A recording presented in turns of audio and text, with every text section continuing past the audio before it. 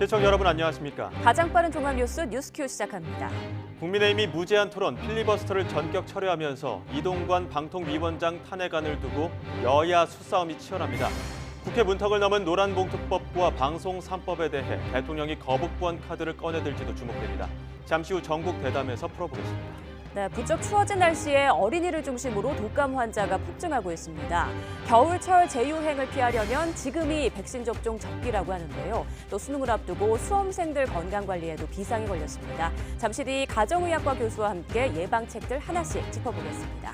네, 금요일 뉴스큐 국회 먼저 가보겠습니다. 더불어민주당이 어제 국회 본회의에 보고된 이동관 방송통신위원장 등의 탄핵소추안을 철회했습니다. 정기국회 기간 탄핵안을 다시 제출한다는 계획인데 국민의힘은 꼼수라고 반발하며 권한쟁의 심판 청구를 비롯한 법적 대응에 나서기로 했습니다. 국회 취재기자 연결합니다. 강민경 기자. 네, 국회의입니다. 네, 민주당의 탄핵안 철회 신청을 국회가 받아들였습니까? 그렇습니다. 오늘 오전 민주당 박주민 원내수석 부대표는 기자회견을 열고 이동관 방송통신위원장과 손준성, 이정석 검사의 탄핵소추안에 대한 철회서를 제출했다고 밝혔습니다. 국회 사무처에서는 이들 탄핵안에 대해 일사부재의가 적용되지 않는다는 의견을 냈지만 여러 논란을 고려해 일단 철회한 뒤에 다시 발의하는 과정을 밟기로 한 겁니다. 박주민 원내수석의 이야기 직접 들어보시죠. 아무런 문제 없이 철회서 접수가 완료가 됐고요.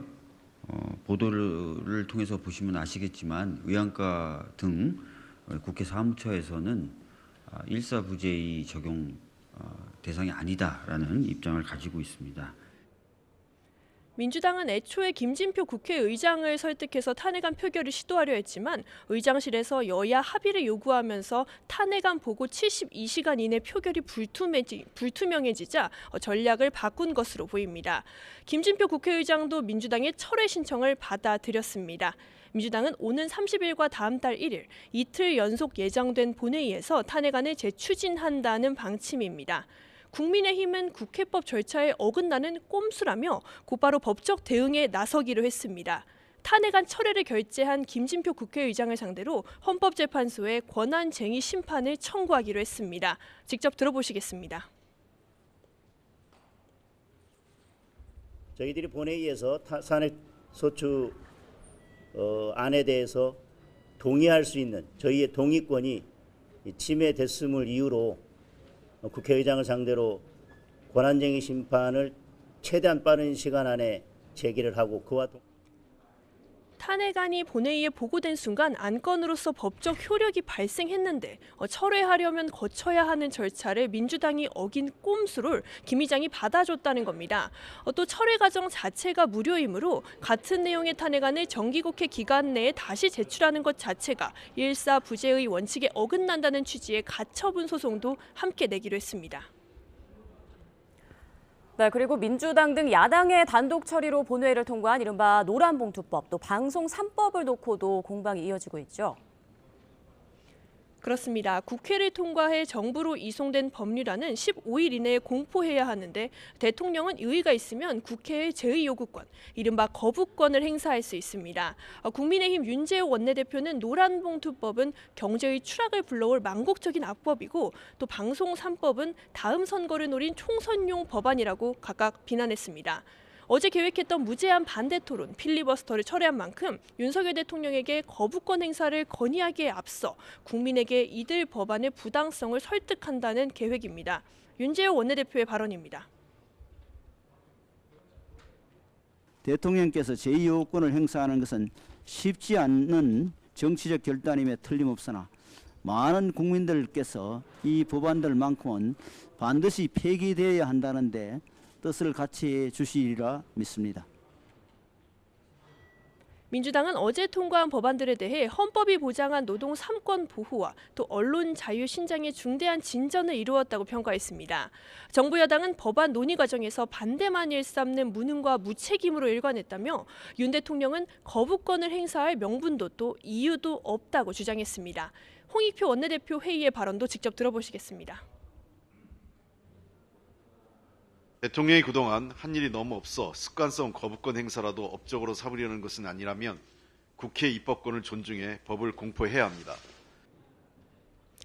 오랫동안 여야가 첨예하게 대립해온 법안들인 만큼 대통령 거부권 행사 여부를 놓고도 정기국회 기간 치열한 정쟁이 불가피해 보입니다. 지금까지 국회에서 YTN 강민경입니다.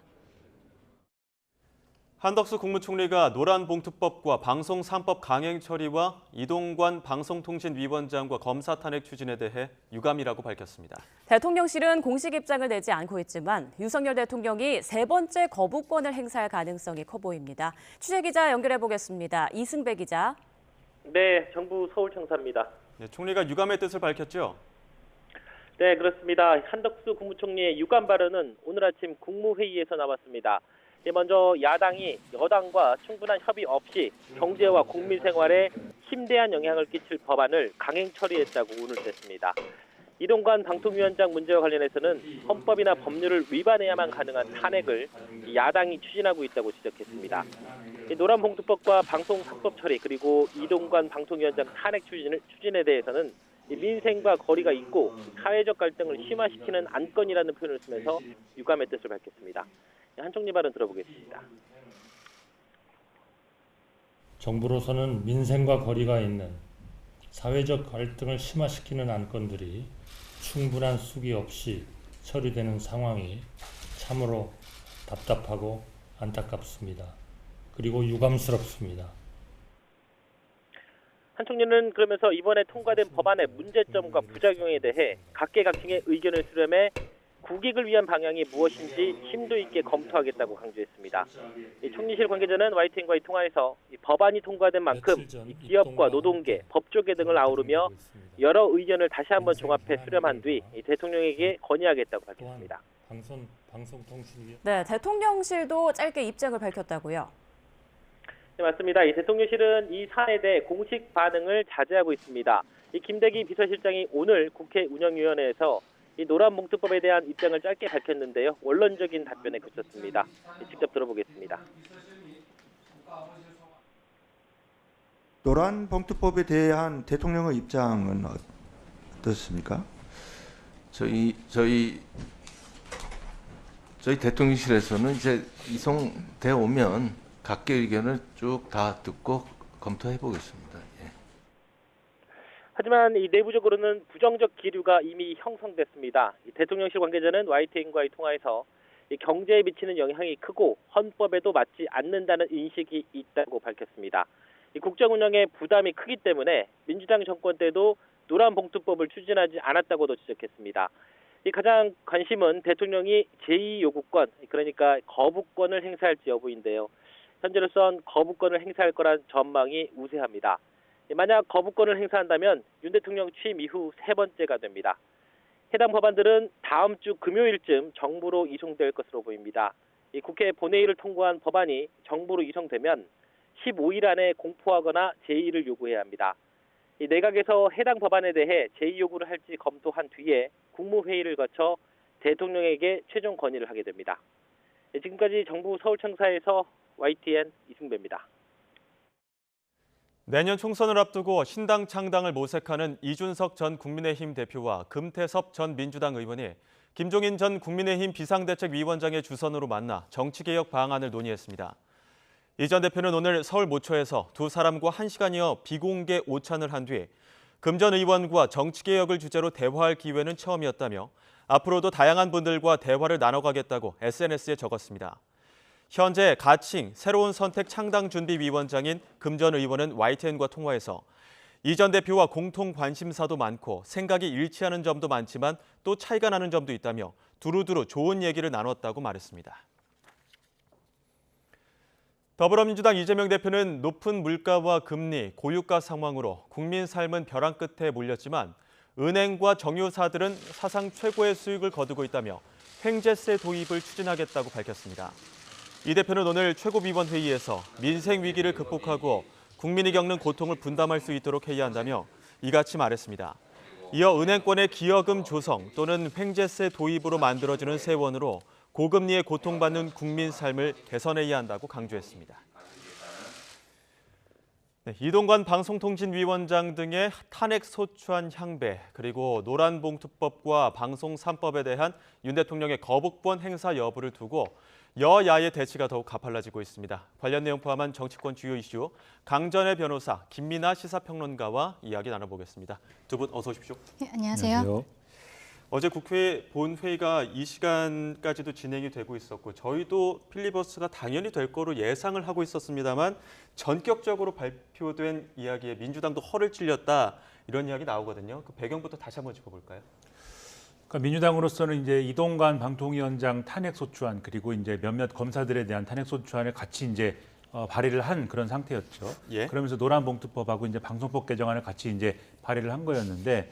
이 노란봉투법하고 이제 방송법 이 개정안에 대해서 말씀하신 대로 지금 국민의힘은 필리버스터를 통해서 합법적인 의사진행 반대를 하겠다라고 공언한 상태였습니다. 예. 핵심은 이제 이동관 방통위원장을 비롯한 이 탄핵소추안에 대해서 어떻게 처리할 것이냐 여기에 대해서 이제 그게 이제 핵심이었던 것인데 탄핵소추안이라는 것은 일단 24시간을 발의를 하면 24시간을 묵혀야 됩니다. 그런 다음에 72시간이 지나기 전에 이제 표결을 해야 되는데 그래서 일반적으로는 탄핵소추안을 보고한 다음에 묵힌다라고 하는 건 본회의 일정을 한 번 더 잡아야 되는 것이죠. 그래서 그렇죠. 본회의 일정을 잡아서 표결을 한 번 더 해야 되는 겁니다. 그런데 이번 국면에는 이 노란봉투법하고 방송법 개정안에 대한 반대 토론을 이 국민의힘이 하고 있어야 되니까 그러면 고맙게도 민주당 입장에서는 고맙게도 본회의 일정을 또 잡을 필요가 없는 겁니다. 왜냐하면 필리버스터를 계속하고 있는 거니까.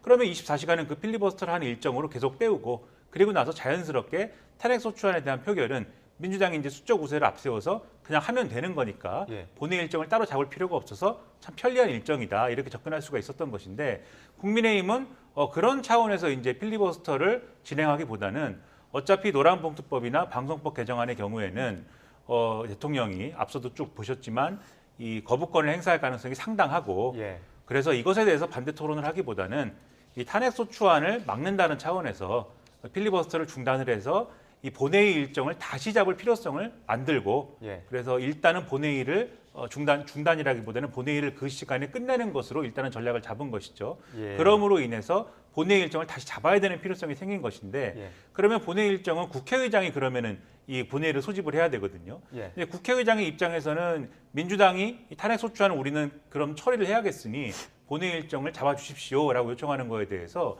국회의장 입장에서는 양당이 그것에 대해서는 합의하십시오라고 얘기할 수밖에 없습니다. 근데 국민의힘 입장에서는 그거에 대해서 합의를 안 해줄 거 아니겠습니까?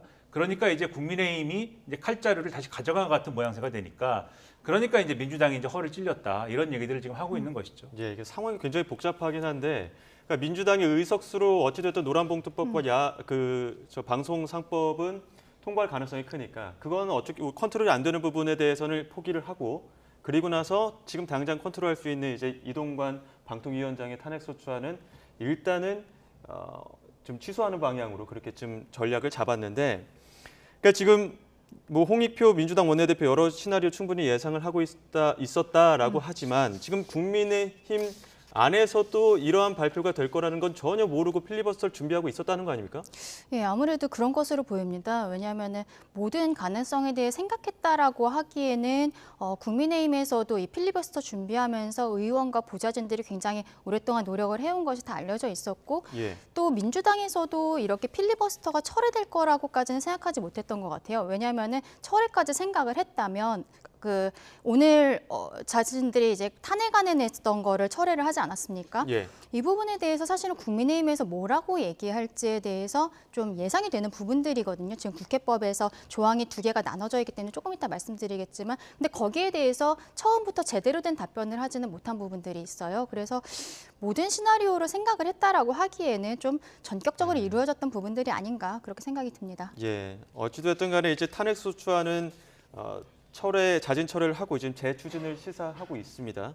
여야가 근데 이제 그 재추진하는 과정에서 이 철회가 과연 가능한 것이냐 이런 부분 두고 지금 국회법 두고 서로 지금 의견이 좀 나뉘고 있거든요. 이 부분 한번 다른 해석 들어보고 그리고 나서 다시 두 분 이야기 이어가도록 하겠습니다.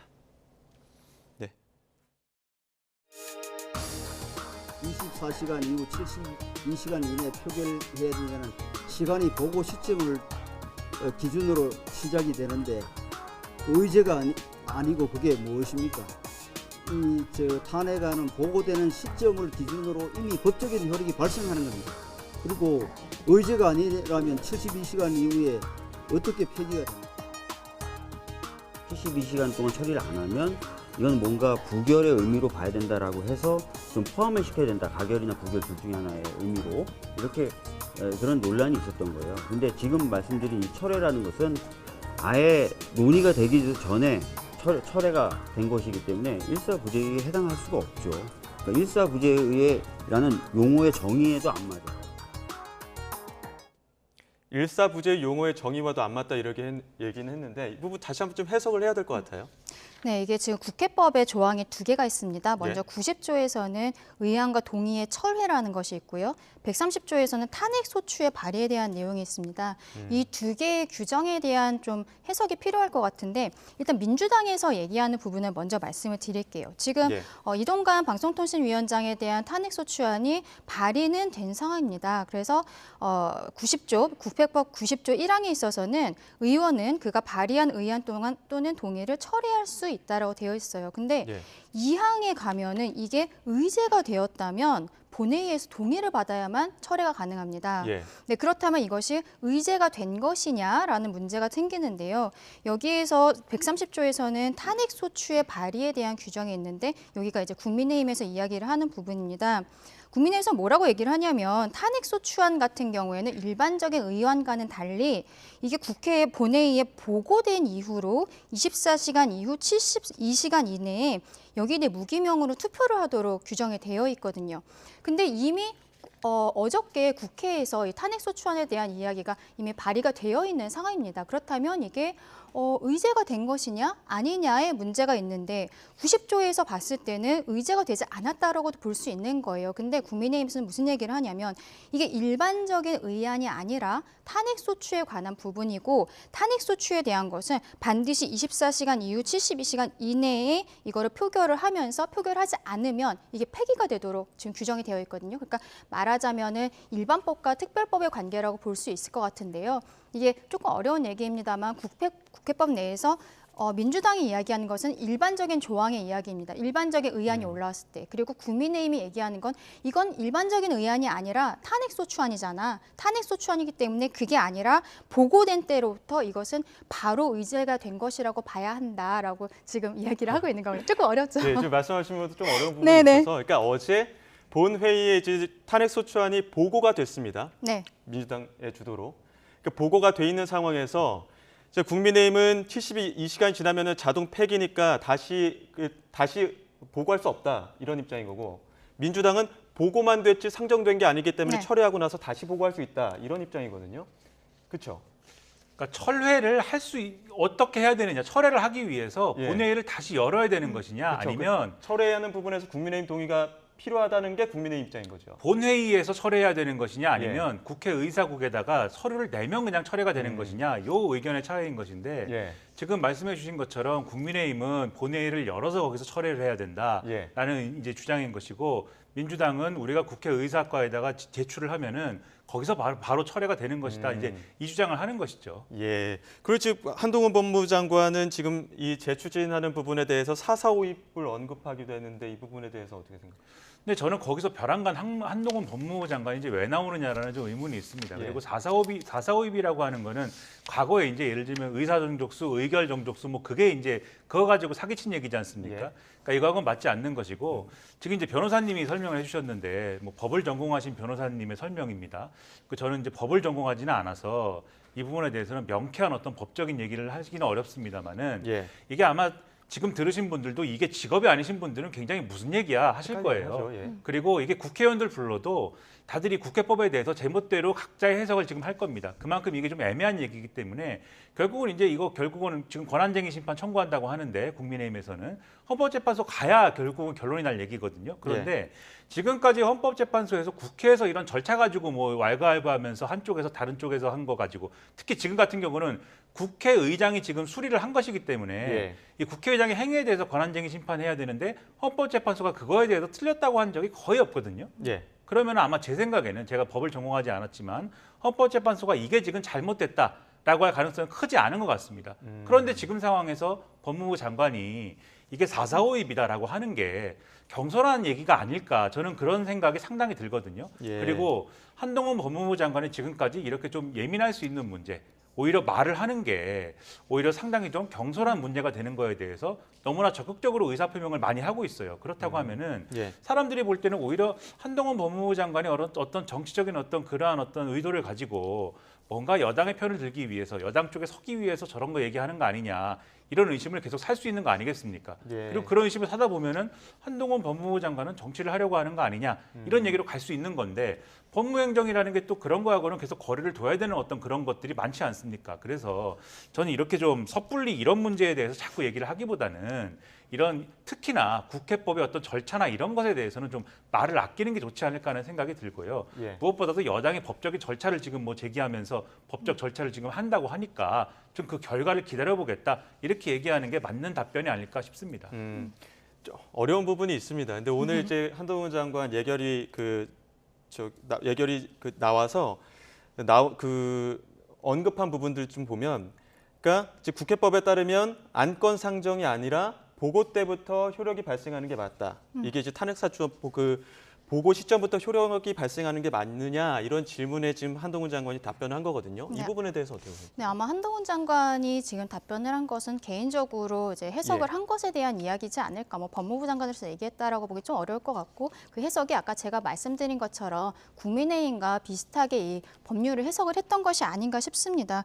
그리고 지금 국민의힘에서는 이 상황에 대해서 국회의장에 대한 권한쟁의 심판도 청구를 하겠다라고 하지만 그거보다 더 급한 거는 지금 민주당이 11월 30일경에 다시 한번 이 탄핵소추안을 올리겠다 발의하겠다라고 하고 있거든요. 예. 그래서 그 부분에 대해서 일단은 가처분 신청을 하는 것도 지금 예정이 되어 있는 것으로 보입니다. 가처분 같은 경우에는 일단 본안 권한쟁의에서 결과가 나오기 전까지 일단의 그 과정을 멈추는 것이거든요. 그래서 저는 개인적으로 가처분 신청 자체에 대해서는 법원에서 한번 그건 기다려보자라고 할 가능성이 높을 것 같은데 그게 아마 이제 국민의힘에서 가장 먼저 들어가는 부분일 것 같습니다. 예, 굉장히 좀 복잡한 부분들이 있는데 앞으로 좀 그 본회 결과나 본회 일정에 맞춰갖고 한번 또 봐야 될 것 같고요.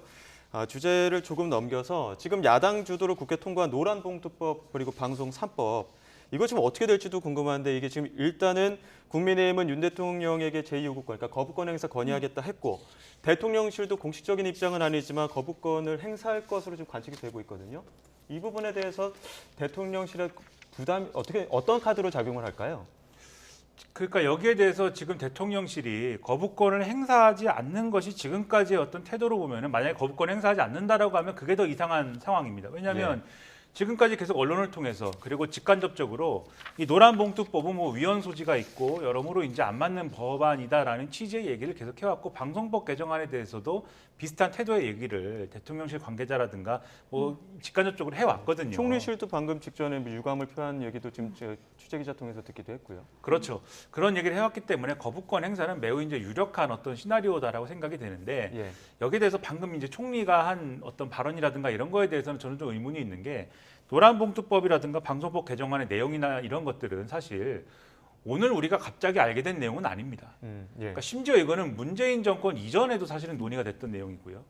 특히 뭐 노란봉투법도 그렇고 방송법 개정안의 그 내용도 그렇고 문재인 정권 이전에 요구가 있었기 때문에 사실 방금 이제 뉴스 내용에도 나왔지만 왜 문재인 정권 때는 민주당이 이거 처리 안 했냐라는 반론이 그래서 나오는 거거든요. 근데 그런 것들에 대해서 사회적 논의라든가 그리고 지금의 이제 야당이 왜 여당하고 같이 협의를 하지 않고 섣불리 처리를 했느냐라고 얘기를 하는 것은 오히려 정부가 그리고 지금의 여당이 좀 이런 것들이 사회적 현안으로 있었음에도 불구하고 이 어떤 국정 운영과 통치의 어떤 권한을 가지고 있는 책임을 가지고 있는 그러한 어떤 주체로서 충분히 또 노력을 하지 않았다라는 또 반증이 되는 것이기 때문에 그러한 논리로 지금 어떤 뭐랄까요 거부권 행사에 좀 명분을 쌓아가는 그런 것들은 좀 뭐랄까 어떤 통치의 주체로서는 좀 여러모로 좀 명분이 서지 않는 행위다라는 생각도 저는 듭니다. 그런 점에서는 이렇게 접근할 필요는 없지 않을까 싶고요. 정 이게 어떤 자신들의 통치 철학과 맞지 않기 때문에 정 여기에 대해서 거부권을 행사해야만 하겠다라고 한다면은 저는 그러면 어떤 것들에 대해서 생각을 해봐야 되냐면 지금 이게 거부권을 행사할 수밖에 없다라고 하는 것에 대해서는 뭐 국민들이 존중할 수도 있습니다. 그럼 또 하나 국민들이 당연하게 지금 생각할 수밖에 없는 거는 왜 자꾸만 거부권을 행사하는 거냐? 왜 이렇게 많은 거부권을 행사 행사하는 거냐 여기에 대한 거거든요. 예. 그럼 이전에 거부권 행사했던 이 양곡관리법이라든가 간호법이라든가 거기에 대해서는 꼭 거부권을 행사할 수밖에 없었던 거냐 이 질문이 연이어서 나올 수밖에 없는 거예요. 그러니까 어차피 이 거부권 행사 대상이 될 수밖에 없었다라는 거는 정해진 수준 아니었습니까? 노란봉투법하고 예. 방송법 개정안이라는 거는 이런 걸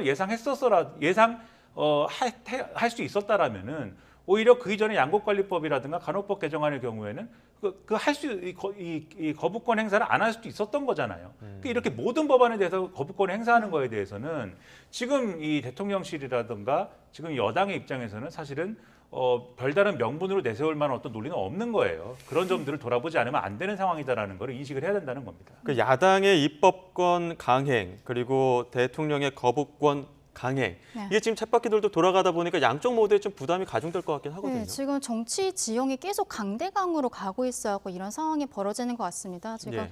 대통령은 국민의힘 소속으로 당선이 되었지만 민주당이 지금 168석을 점하고 있잖아요. 그러니까 뭐 탄핵안이라든지 아니면 이렇게 법률에 있어서 국회에서의 의결이 단독으로 가능한 게 지금 그런 상황이거든요. 그러면은 그동안에 이제 지난번에 간호법, 양곡관리법도 마찬가지지만 이번 그 법안 같은 경우에도 노란봉투법, 방송 3법 같은 경우에도 계속적으로 국민의힘에서는 거부하는 의지를 이미 보였단 말이에요. 그런데 민주당이 그걸 알면서도 이 어떤 숫자 싸움에서 이게 일단 통과는 가능하니까 대통령의 거부권을 예상을 하면서 나가는 거죠. 그러면서 하는 얘기는 뭐냐면 국회의원들도 한 명 한 명이 다 이제 국민들의 선택을 받아서 나온 이제 민주적인 그 주체들 아닙니까? 이 사람들의 그 어떤 국회 입법권을 대통령이 존중하지 않는다라고 이야기를 하면서 대통령과 국민의힘을 이제 코너로 몰아가고 있는 건데 이거는 지금 여야가 둘 다 저는 사실 좀 잘못하고 있다고 생각을 합니다. 이거를 예. 보고 있는 국민들의 입장에서는 현재 뭐 경제도 좋지 않고 이런 상황에서 이게 어떻게 보면 윤석열 정부가 시작이 된 이후로 계속적으로 이 상황이 벌어지고 있는 거거든요. 그래서 이 부분은 좀 여야 없이 서로 좀 잘못하고 있다. 그 서로가 신사협정 최근에 맺지 않았었습니까? 근데 이제 어저께 이 상황이 벌어지면서 모든 것이 예. 다 파기가 된 것이 좀 안타깝게 생각을 합니다. 이러한 여야의 대치가 또 내년 총선에 어떤 영향을 미칠지도 주목이 되는데 내년 총선 이야기 해보겠습니다. 이준석 전 대표 대구 출마를 어느 정도 공식화하는 듯한 이야기를 했는데 어떤 전략으로 보십니까? 일단 뭐 최근에 이제 윤석열 정권에 대한 이제 소위 말하는 이제 TK지역, 대구 경북 지역의 기대라든가 또 지지율이라든가 이런 것들이 물론 가장 높고 기대가 크고 또 이런 정치적인 어떤 그런 것들을 뒷받침하는 어떤 강도가 높습니다만 과거의 보수 정부에 비하면은 다소 그 강도가 약하다라는 평가들이 있는 거 아니겠습니까? 수치로 봐도 그렇고 그런 것들이 나타나는데 그러다 보니까 윤석열 대통령도 계속해서 이제 박근혜 전 대통령을 뭐 2주간 2번씩 만나고 이제 이런 일정을 잡는 거 아니겠습니까? 네. 그런 것인데 그러니까 이준석 전 대표로서는 어쨌든 그런 부분을 공략하겠다라는 어떤 계산이 있는 것으로 보이고요. 그런 어떤 뭐 정치공학적인 이제 어떤 그런 부분이 한 축에는 있는 것 같고 다른 한 축으로서는 이준석 전 대표가 대구에 갈 때마다 이제 내세우는 논리가 있어요. 나름대로 이제 저는 그건 좋은 논리라고 생각하는 게 있는데 네. 뭐냐면은 지난번에 한 얘기가 국민의힘이 계속해서 어떤 중도적인 어떤 시민들, 중도적인 유권자층을 공략하지 않고 계속 좀 우측으로 좀 극단적인 어떤 그런 부분으로 끌려다니는데 그것이 가능한 이유가 뭐냐. 그 결국은 이제 대구 경북 지역이 당의 심장이라고 할 수 있는 보수 정치의 어떤 근본적인 어떤 핵심을 지탱해 주는 지역이라고 할 수 있는 대구 경북 지역에서 그런 정치를 용인하기 때문 아니냐. 그런 정치를 해도 좀 봐주기 때문 아니냐. 그러니까 오히려 그런 정치에 대해서 대구 경북 지역에서 회초리를 든다고 하면 예. 그러면 국민의힘이 정신 차리고 좀 중도적인 방향으로 가는 좋은 정당이 될 수 있을 텐데 그런 것들에 대해서 목소리 내줘야 되는 거 아니냐. 이런 얘기 한 적이 있거든요. 만약에 이준석 신당이라고 한다는 거를 이준석 전 대표가 만든다고 하면 이준석 전 대표가 그런 슬로건을 내걸고 이 지역에서 승부를 본다고 하면 그게 성과가 뭐 얼마나 나올지 모르겠지만 거기서 다소 유의미한 뭔가 숫자가 나온다고 하면 그것도 어떤 보수 정당 사에서는 나름대로의 유의미한 어떤 뭐 한획을 그을 수 있지 않을까라고 하는 그러한 의미 부여를 하고 싶은 거 아닐까 뭐 그런 부분도 있는 걸로 보여서 예. 그 두 가지 축을 가지고 한번 승부를 보겠다는 거 아닐까 그렇게 해석을 하고 있습니다. 예. 그러니까 대구 출마를 어느 정도 공식화한 상황에서 이제 홍준표 대구시장도 간접적으로는 좀 지원을 해주지 않겠느냐 이런 이야기들도 솔솔 나오고 있는데 이 부분에 대해서 어떻게 보십니까? 저는 홍준표 시장의 최근 SNS의 내용들을 보면은 이준석 대표에 대해서 뭐 칭찬하는 얘기들도 있고 하지만 계속적으로 하는 얘기는 국민의힘에서의 본류는 나다. 가장 힘들었을 때도 그 당을 지켰던 것이 나다. 그런 얘기를 하면서 다른 지금 뭐 혁신이라든지 이런 부분들에 대해서 조금은 비하하는 듯한 이야기들을 하고 있거든요. 그렇기 때문에 이준석 대표에 대해서 어차피 본인은 내년에 총선에 출마를 하지 않으니까 어느 정도 모양새는 힘을 실어주는 말을 한두 번 정도 할 수 있을지 모르겠지만 전격적으로 도와준다거나 아니면 신장에 대해서 뭐 합류를 한다거나 이런 일은 없을 거라고 생각을 합니다. 기본적으로 이준석 대표가 최근에 TK 지역을 자꾸 방문을 하고 거기에서의 뭐 신당 창당이라든지 본인 스스로의 출마, 또 지난번에는 사실 천하람 당협위원장을 대구에서 한번 지지해달라 이런 이야기까지 하긴 했었거든요. 그렇게 자꾸 보수의 심장 TK를 건드리고 있는 것은 본인이 보수의 청년의 아이콘, 보수의 이제 새로운 시대의 아이콘으로서 자리매김을 하기 위해서 하는 것이고 정말로 TK 대구에서 출마를 할 수 있을 것인가? 저는 쉽지는 않다고 생각합니다.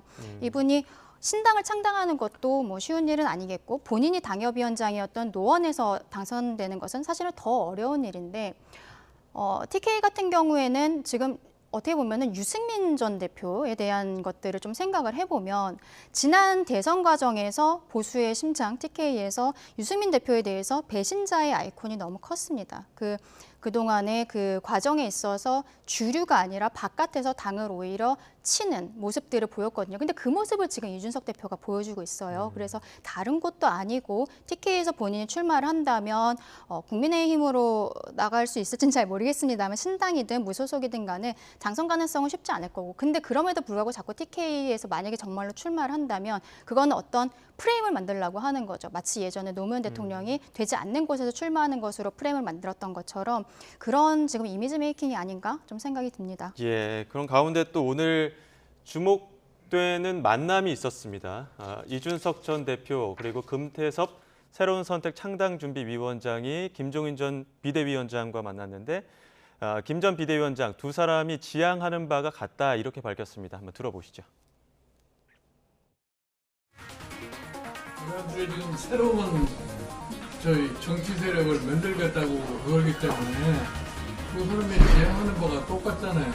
내가 보기에는 별 이견이 없는 것 같아. 내가 보기에는 뜻은 함께 한다고 느끼고 저도 함께 할 수밖에 없다고 난 생각을 해요.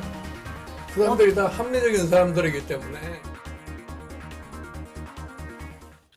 비공개 오찬이었는데 뭔가 확정적인 이야기들이 좀 오갔던 것 같죠?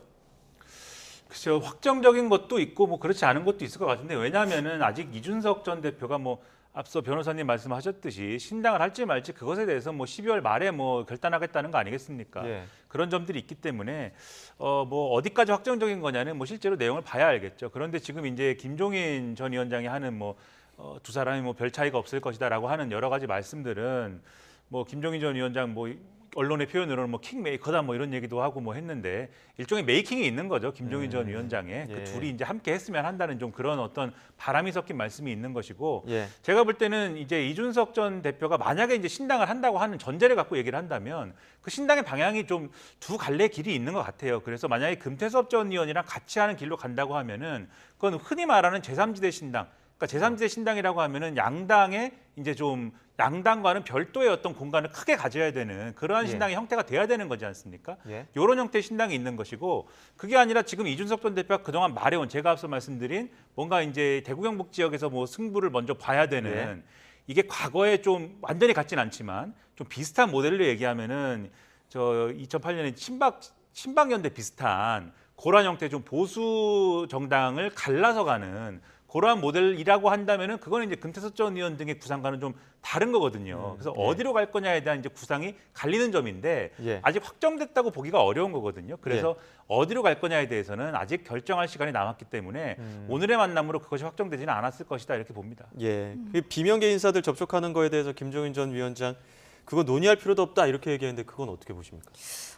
그거는 이제 김종인 위원장의 그냥 개인적인 생각인 것 같고 아까 이제 금태섭 이준석이 지향하는 바가 같다고 하는 것은 어떻게 보면은 둘이 지향하는 바가 뭐겠어요? 내년에 총선에서 당선되는 것을 지향하는 바가 아니겠습니까? 어떻게 예. 보면은 중도 보수, 중도 진보의 과정에서 예, 합당을 하겠다, 그러니까 합당이 아니죠. 이제 제3지대의 그 어떤 당을 만들겠다는 건데.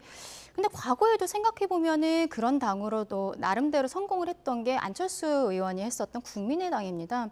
근데 결과적으로 국민의당도 이렇게 중도의 제3으로서 당을 창당을 하고 그러면서 당시에 호남에서 굉장히 당선자가 많이 나오지 않았습니까? 근데 시작은 좋았는데 결과적으로는 나중에 어딘가에 합쳐져야만 한다. 이렇게 되는 거죠. 그래서 문재인이랑 합치는 것이냐, 윤석열이랑 합치는 것이냐 이런 과정들을 겪었고 계속적으로 그러면서 그 안에서의 내분들이 있었단 말이에요. 이런 것들이 다 예상이 되고 특히 안철수를 싫어하는 이준석 대표 같은 경우에는 이걸 잘 알고 있음에도 불구하고 금태섭 그 전 의원을 만난다든지 이런 것들은 지금 발등에 불이 떨어졌다라는 생각이 들어서 그런 것이고 이들이 지향하는 바는 결과적으로 나중에 어떻게 되든 간에 내년 총선에서 이제 원내로 진입을 해야 되지 않겠습니까? 이준석 대표 같은 경우에 내년에 원내 진입 안 되면 사실은 정치 생명이 그 계속 가기가 좀 어려울 수도 있는 상황이 있거든요. 그래서 그런 과정에서 둘이 만나고 또 김종인 위원장이 뒤에서 힘을 실어주는 모양새가 되지 않나 그렇게 봅니다.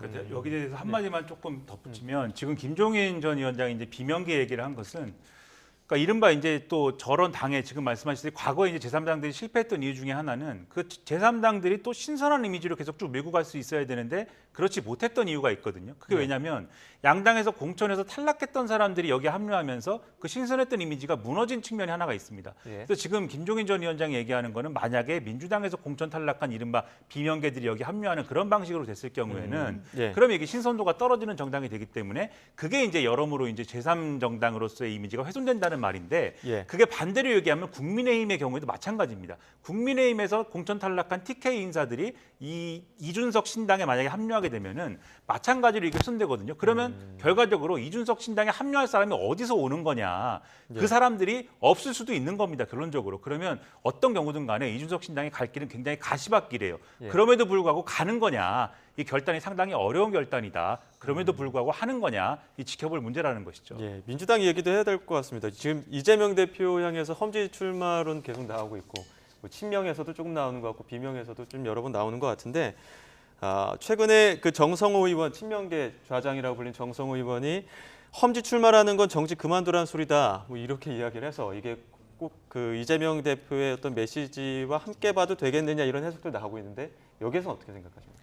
저는 뭐 이재명 대표가 험지 출마를 해야 한다, 하지 말아야 된다. 지금 이제 이렇게 이제 두 갈래로 나눠놓고 이제 얘기를 하는 게 어떤 맥락과 어떤 의미냐가 중요하다고 생각을 합니다. 그러니까 험지 출마를 갑자기 해야 되는 이유가 뭐냐? 이건 국민의힘도 마찬가지예요. 지금 국민의힘도 혁신위가 갑자기 이제 영남에 있는 다선 의원들이 험지 출마를 해야 되는 것처럼 이제 막 얘기가 됐는데 어떤 맥락과 의미냐가 중요한 거거든요. 예를 들면 주호영 의원이 대구에 있는 의원인데 갑자기 수도권에 가야 되는 이유가 뭐냐는 것이죠. 예를 들면은 이 장제원 의원이라든가 이런 분들이 예를 들면 불출마해야 된다. 여기엔 논리가 섭니다. 왜냐하면은 이분이 윤핵관으로 지목이 되고 있기 때문에 예를 들면은 이 용산하고 국민의힘하고 수직적 관계를 청산해야 되니까 이분이 불출마하는 게 맞다. 이런 건 말이 되죠. 예를 들면 이재명 대표가 자신의 사법 리스크라든가 이런 것들에 대한 방탄을 하기 위해서 인천 계양을에 출마한 거 아니냐, 시운 지역구에 출마한 거 아니냐. 그러니까 이번에는 사법 리스크를 벗어야 되겠기에 어려운데 출마해라. 이런 논리로 험지 출마를 해야 된다. 이런 얘기를 만약에 하고 싶은 거라면은 그런 험지 출마는 이번에 할 만하죠. 그런 논리를 당내에서 만들어가지고 이번 총선은 그러면 이재명이 주도하는 총선은 맞는데 사법 리스크라는 걸 완전히 토론하는 총선이다라고 하는 전략을 세우면 그건 험지 출마할 만한 겁니다. 그런데 그런 맥락이 아니라 어떤 맥락인지 모르겠는데 그냥 어려운 선거 나가라라고 하는 거면은 지금 이 정성호 의원이 말하는 것처럼 그거는 자살행위다라고 하는 것도 그런 반론도 나올 수가 있는 거거든요. 그러니까 제가 드리는 말씀은 험지에 나가라 마라가 아니라 어떤 전략으로 임해야 된다. 그 어떤 전략 속에서 이재명 대표는 무슨 역할을 해야 된다. 이런 방식으로 문제 제기하는 게 필요한데 지금 민주당에서 하는 얘기는 다 무슨 뭐 이재명 대표가 희생을 해야 된다라고 하는데 무슨 희생을 하라는 건지 모르겠고 비명계에 속하는 인사들도 내가 공천이 위험하고 뭐 여러 가지로 공격을 받고 있다라고 얘기하는데 그래서 당은 어떻게 해야 되는 거냐에 대해서는 말씀을 안 하고 이런 방식이어서 국민들이 볼 때는 다들 자기 밥그릇 얘기하는 것 같다. 이런 느낌에 그치고 있다는 게 가장 큰 문제다. 이런 생각이 든다는 것이죠. 최근에는 그 비명계 의원 그 사무실로 그 강성 지지층이 찾아가서 과격 시위하다 보니까 이재명 대표 이런 것들은 과한 행동이 그 민주당에 무슨 도움이 되겠느냐 이런 거 SNS에 글을 올리기도 했었거든요. 당내 네. 분위기 어떻게 읽으세요? 이재명 대표는 지난번에 단식하고서는 돌아왔을 때도 사실은 일성이 당내 통합을 강조하는 것이었죠. 그러면서 이낙연계 의원 같은 경우에도 정책위 의장으로 앉히고 이런 부분들이 있었는데 계속적으로 그 이재명 그 당대표에 대한 어떤 강성 지지층에 대한 문제들이 특히 비명계에서 계속적으로 문제가 되고 있고 그게 조금 아까 우리 얘기했던 거랑은 다 연결이 되는 것 같아요. 그러니까 비명계에서는 이재명 대표에 대해서 험지 출마라고 지금 이야기하는 것은 어떤 내용이냐면은 당대표도 어쨌든 당선이 돼야 다음번에 또 원내에서 활동을 할 수 있지 않습니까? 근데 본인이 계약 놔두고서는 험지로 나가버리면은 자기 지역구에서 관리를 하느라고 이 총선을 전체적으로 관리하는 것이 쉽지가 않습니다. 그렇게 되면은 당에서의 입지가 조금 약해질 수 있고 그 와중에 만약에 민주당이 내년 총선에서 국민의힘에게 뭐 패배를 하는 경우가 있을 때는 그러면은 당대표 너는 뭐 한 것이냐라고 하면서 또 책임론이 있을 수 있거든요. 그러니까 결과적으로는 지금 이재명 대표가 그 개딸들에게 자신의 지지층에게 한 이야기는 본인이 지금 내부에서의 그 입장 정리를 하는 과정에 있어서 도와달라 그 정도의 입장이었다고 봅니다. 예, 알겠습니다. 여기까지 듣도록 하겠습니다. 지금까지 강전의 변호사 그리고 김민아 시사평론가와 정치권 주요 이슈 짚어봤습니다. 오늘 말씀 고맙습니다. 감사합니다.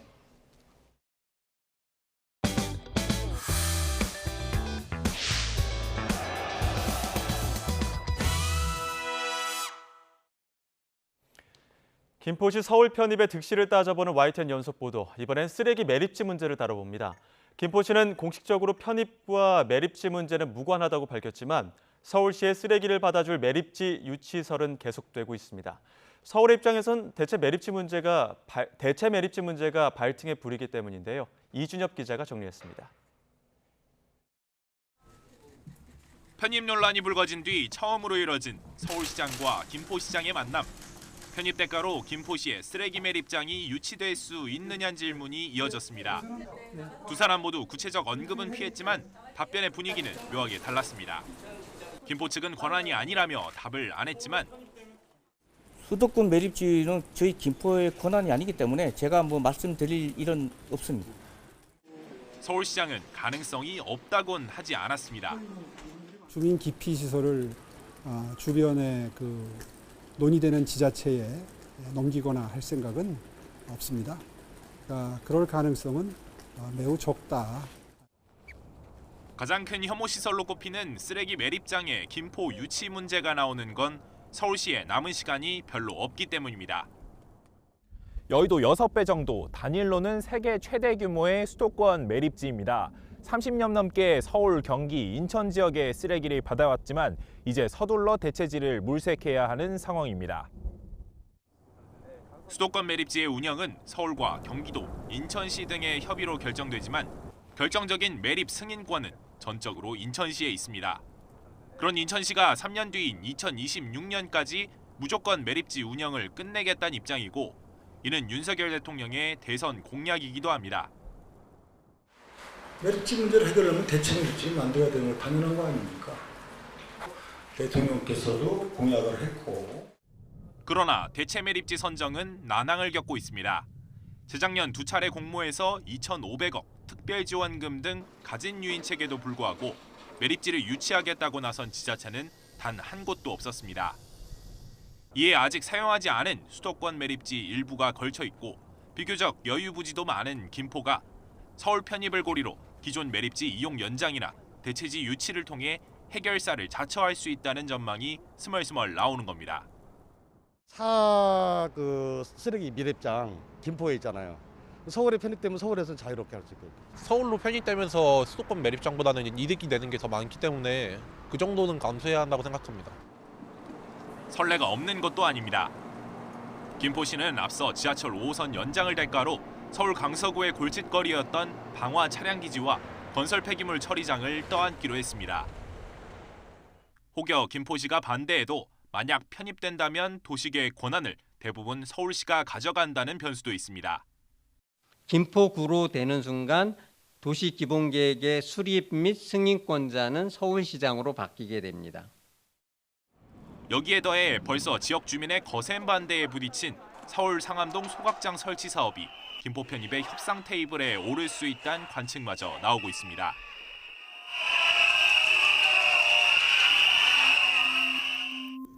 서울시와 김포시의 편입 논의 과정에서 불거진 쓰레기 매립장 문제. 서울시 입장에선 절실하지만 결국 편입의 대가 혹은 비용으로 비칠 수 있다는 점에서 앞으로 논란은 계속될 것으로 보입니다. YTN 이준엽입니다.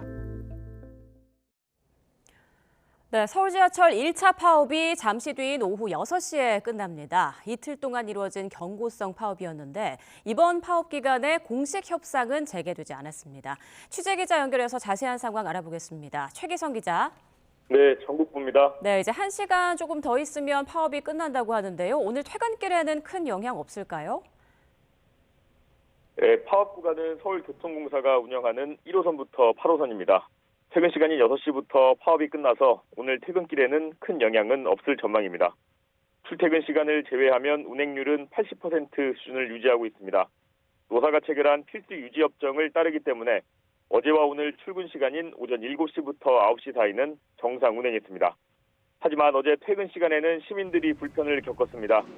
서울시와 서울교통공사는 평소 87% 수준 운행률을 목표로 했지만 실제 운행률은 75% 정도였습니다. 파업이 끝나가지만 이틀 동안 노사 공식 협상은 한 차례도 없었습니다. 노사 모두 취재진에게 얼마든지 대화할 수 있다고 했지만 먼저 손을 내밀진 않았습니다. 인력 감축을 둘러싼 노사 입장차는 여전히 쟁점입니다. 타 측은 오는 2026년까지 2천여 명을 줄이거나 외주화한다는 계획인데 노조는 외주화가 되면 2인 1조 근무 원칙이 제대로 지켜지지 않아 안전 문제로 이어질 수 있다고 반박합니다. 타 측은 안전과 직접 관련이 있는 부분은 오히려 강화해야 할 부분이라면서 2인 1조 근무 원칙이 지켜지도록 신경 쓰겠다는 입장입니다. 그제 막판 협상 때 사측 제시안에 찬성한 한국노총 노조는 이번 파업에 불참했습니다. 민주노총 노조는 수능 날인 오는 16일 이후에도 사측의 입장 변화가 없으면 전면 파업에 들어갈 수 있다고 예고했습니다. 서울시 역시 법과 원칙에 따라 대응하겠다고 밝힌 상태여서 대화 없이 갈등만 깊어지고 있는 모습입니다. 지금까지 전국부에서 전해드렸습니다. 양대 노총과 윤석열 정권 퇴진운동본부가 주말인 내일 서울 도심에서 대규모 집회를 예고했습니다. 민주노총은 내일 오후 2시부터 서울 통일로에서 3만 5천여 명이 모인 가운데 전국 노동자 대회를 진행할 예정입니다. 민주노총 집회가 끝나고 오후 3시 반부터는 같은 장소에서 윤석열 정권 퇴진운동본부 4만여 명이 민중 총궐기를 전개합니다. 또 한국노총도 오후 1시부터 서울 여의대로에서 2만여 명이 운집해 전국 노동자 대회를 열기로 했습니다. 네, 이처럼 내일 서울 도심에서 양대 노총의 대규모 집회가 예고된 가운데 경찰이 불법 행위에 대해 엄정 대응하기로 했습니다. 경찰청은 오늘 상황 점검 회의를 열고 대규모 집회 대응 방안을 논의했습니다. 경찰은 우선 집회 신고 범위를 벗어나 차로를 점거해 시민 불편이 커질 경우 빠르게 해산 절차를 밟고 공무집행을 방해할 때는 현장에서 검거합니다. 또 시행령이 개정되면서 강화된 소음 기준에 따라 소음 측정 결과를 대형 전광판에 표시하고 관리 인력도 늘려서 엄격하게 관리하겠다고 방침을 세웠습니다. 전 펜싱 국가대표 남현희 씨의 재혼 상대였던 전청조 씨가 수십억 원대 사기 혐의로 검찰에 넘겨졌습니다. 경찰은 남현희 씨가 전 씨의 사기 행각에 함께했는지 계속 들여다볼 예정입니다. 권준수 기자입니다. 이른 아침 검은색 모자를 눌러쓴 채 경찰서 현관을 걸어 나온 전청조 씨. 남현희 씨와 범행을 공모했는지 묻는 취재진 질문에 이런 말만 남겼습니다. 남현희 씨와 공모한 게 맞습니까? 아니면 혼자 범행 계획 세우신 거예요? 피해자분들께 죄송합니다. 펜싱협회 후원이 남 씨 제안으로 이뤄졌느냐는 질문에도 죄송하다는 말만 남기고 호송 차량에 탔습니다. 검찰에 넘겨진 전 씨에 적용된 혐의는 특정경제범죄 가중처벌법상 사기입니다. 현재까지 전 씨로부터 23명이 사기 피해를 당한 것으로 조사됐는데 피해액은 28억 원에 달합니다. 하루 앞서 경찰은 남 씨를 스토킹한 혐의와 남 씨의 조카를 골프채로 때려 아동학대한 혐의도 검찰에 송치했습니다. 남은 과제는 남현희 씨가 전 씨의 사기 범행에 공범으로 가담했는지 여부입니다. 자신은 피해자라며 공범 의혹을 강하게 부인하고 있는 남 씨 측은 경찰에 휴대전화와 태블릿 PC를 이미 제출하고 사실관계를 명백히 밝혀달라 요청했습니다. 경찰 관계자는 전 씨가 본인의 사기 혐의에 대해서는 시인했지만 남 씨가 자신의 사기 행각을 알고 있었다고 주장하고 있다면서 남 씨가 제출한 전자기기에 대한 포렌식 수사 등을 통해 범행 공모 여부를 계속 수사할 것이라고 밝혔습니다. 이를 위해 경찰은 이르면 다음 주 안으로 남 씨와 함께 구치소를 찾아 전 씨와 대질 조사를 이어갈 계획입니다. 사건을 넘겨받은 검찰 역시 전 씨의 추가 범행 여부와 더불어 공범이 있는지 들여다볼 예정입니다. YTN 권준수입니다. 유남석 헌법재판소장이 5년간 임기를 마치고 오늘 퇴임했습니다. 대법원장에 이어 헌법재판소장 후임자 또한 아직 인사청문 과정을 거치고 있어서 사법부 양대 수장 공석 사태가 현실이 됐는데요. 유 소장은 퇴임사에서 역사의 평가를 기다리겠다고 밝혔습니다. 직접 들어보시죠. 그동안 재판소 구성원들이 열성을 다한 결과 많은 결정들을 할 수 있었습니다만 이제는 국민과 역사의 평가를 겸허하게 기다릴 뿐입니다. 과거에는 예상하지 못했던 헌법적 쟁점들이 제기되고 가치와 이해관계의 충돌을 헌법재판으로 해결해야 하는 사례가 많아지게 되었습니다. 헌법이 종종 살아있는 나무에 비유되기도 하는 이유가 바로 여기에 있습니다. 헌법의 가치와 원리를 중심으로 하여 국민의 뜻이 담긴 헌법을 현재의 과학기술과 경제, 사회적 상황에 알맞게 해석하고 적용함으로써 사회 통합에 기여하는 재판, 미래의 길잡이가 되는 역할을 하는 재판을 해나갈 수 있습니다. 그동안 판례로만 인정돼 왔던 인격적 권리를 공식 법 조항으로 명시한 민법 개정안이 오늘 국무회의를 통과했습니다. 이번 개정안에는 사람의 생명이나 신체, 건강, 자유, 명예, 사생활, 개인정보 같은 인격적 이익에 대해 갖는 권리가 새로 마련됐습니다. 또 손해배상 청구 등 사후적 방식이 아니라도 그 권리를 보장할 수 있도록 인격권 침해 예방이나 중지를 청구할 수 있는 조항도 함께 신설됐습니다. 민주당 전당대회 돈봉투 의혹으로 재판에 넘겨진 무소속 윤관석 의원이 검찰 압수수색이 위법하다며 준항고를 신청했지만 법원이 받아들이지 않았습니다. 서울중앙지방법원은 그제 윤 의원이 지역구 당원 명부까지 압수한 건 부당하다며 접수한 압수수색 준항고 신청을 기각했습니다. 재판부는 선거인인 일부 당원이 금품 제공 범행에 관여됐다는 혐의 사실이 영장에 포함돼 지역구 당원 명부를 증거로 사용할 수 있다고 판단했습니다. 정부가 최근 보이스피싱 대응 범정부 TF를 중심으로 강력한 단속과 수사는 물론 민관이 함께하는 통합 대응에 나서고 있습니다. 그런데도 주변에서 보이스피싱 범죄 피해가 끊이질 않고 있는데요. YTN 취재 결과 최근 한 달간 피해 건수가 1,500건이 넘고 미수에 그친 사례는 실제 피해의 14배에 달하는 것으로 나타났습니다. 보이스피싱 사기범의 실제 수법과 주의점, 양희력 기자가 자세히 분석했습니다. 어디선가 걸려온 낯선 목소리.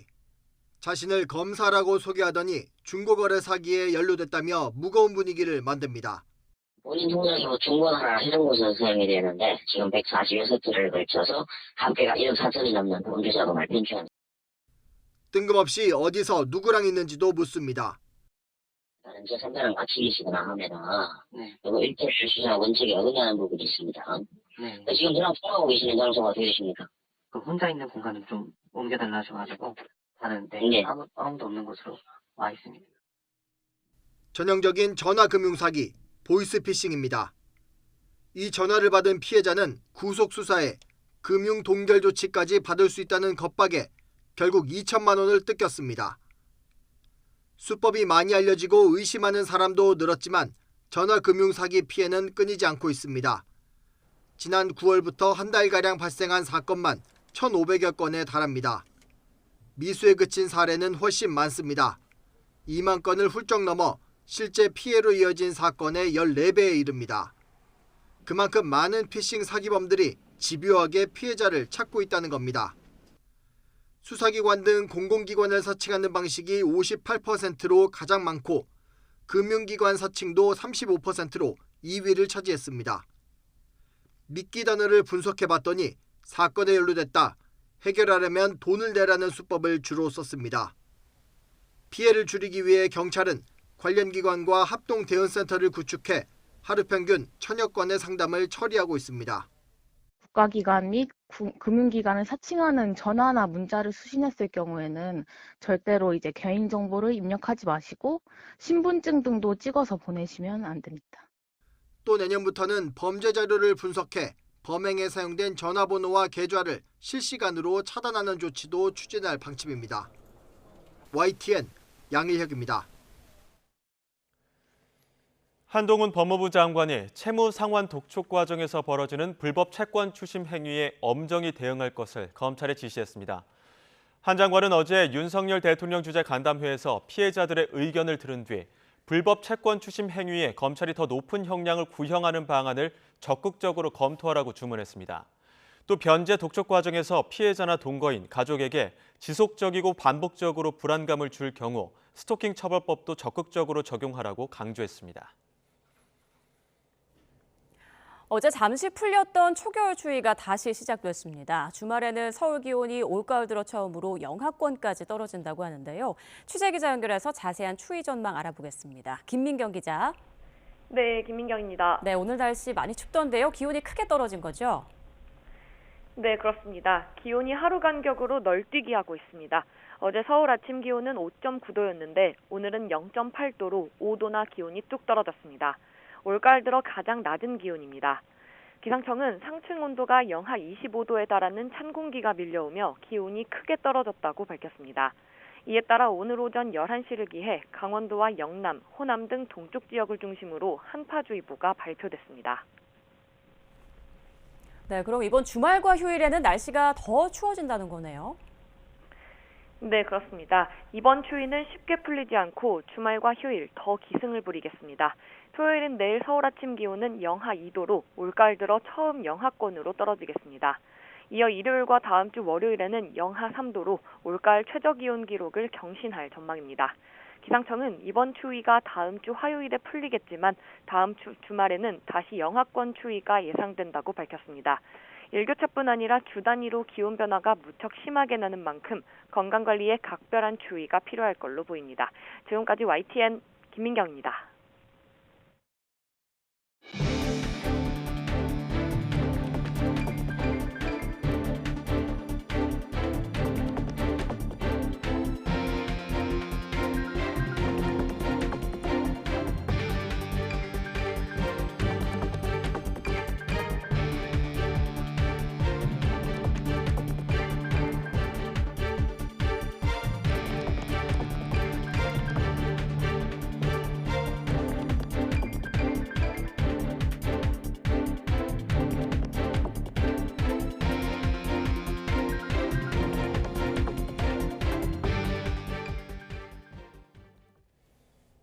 채식주의자로 부커상을 받은 한강 작가가 이번엔 장편 소설 작별하지 않는다로 프랑스 메디치상을 수상했습니다. 프랑스 4대 문학상 중 하나인 메디치에서 한국 작가가 상을 받은 건 이번이 처음입니다. 차정윤 기자입니다. 소설가 한강의 작별하지 않는다가 프랑스 메디치 외국 문학상을 받았습니다. 지난 2021년에 펴낸 작품이 지난 8월 프랑스 출판사에서 불가능한 작별로 번역돼 출간되면서 수상의 영예를 아는 겁니다. 프랑스 출판사 측은 책이 처음 발간됐을 때부터 독자들이 열광했고 많은 비평가가 최고 평점을 줬다면서 메디치상 수상도 그 연장선이라고 평가했습니다. 1958년 제정된 메디치상은 신선하고 실험적인 작품에 주어지는 젊은 문학상입니다. 콩쿠르상, 르노도상, 페미나상과 함께 프랑스 4대 문학상으로 꼽히는데 한국 작가가 이 상을 받은 건 처음입니다. 채식주의자로 부커상을 받은 뒤 5년 만에 펴낸 장편소설로 제주 4.3 사건을 여성의 시선으로 풀어냈는데 한강 작가는 지극한 사랑에 대한 소설이라고 소개했습니다. 특히 출간 당시 코로나19가 확산 중이었던 만큼 개인적 삶에 갇히지 않고 밖으로 뻗어나가 닿고 싶어하는 마음이 소설을 쓰는데 영향을 주었다고 설명했습니다. 죽음에서 삶으로 건너오는 그런 경험을 했어요. 그래서 이 소설을 쓰는 것은 물론 고통도 있었지만 오히려 고통으로부터 저를 구해준 경험이었어요. 프랑스 파리에서 열린 문학상 시상식에 참여한 뒤 현지에서 머물고 있는 한강 작가는 조만간 귀국해 기자간담회를 검토하고 있습니다. YTN 차정윤입니다. 정부가 전국 의과대학 증원 수요 조사를 진행하고 있는 가운데 증원 요구가 2,000명을 넘은 것으로 나타났습니다. 보건복지부 관계자는 전국 40개 의대가 제출한 증원 수요 서류를 분석한 결과 전체 수요가 2,000명을 넘었다고 전했습니다. 대부분의 의대가 증원을 희망한 가운데 입학 정원이 50명 이하인 이른바 미니 의대들은 2배 넘는 정원 확충을 요구한 것으로 나타났습니다.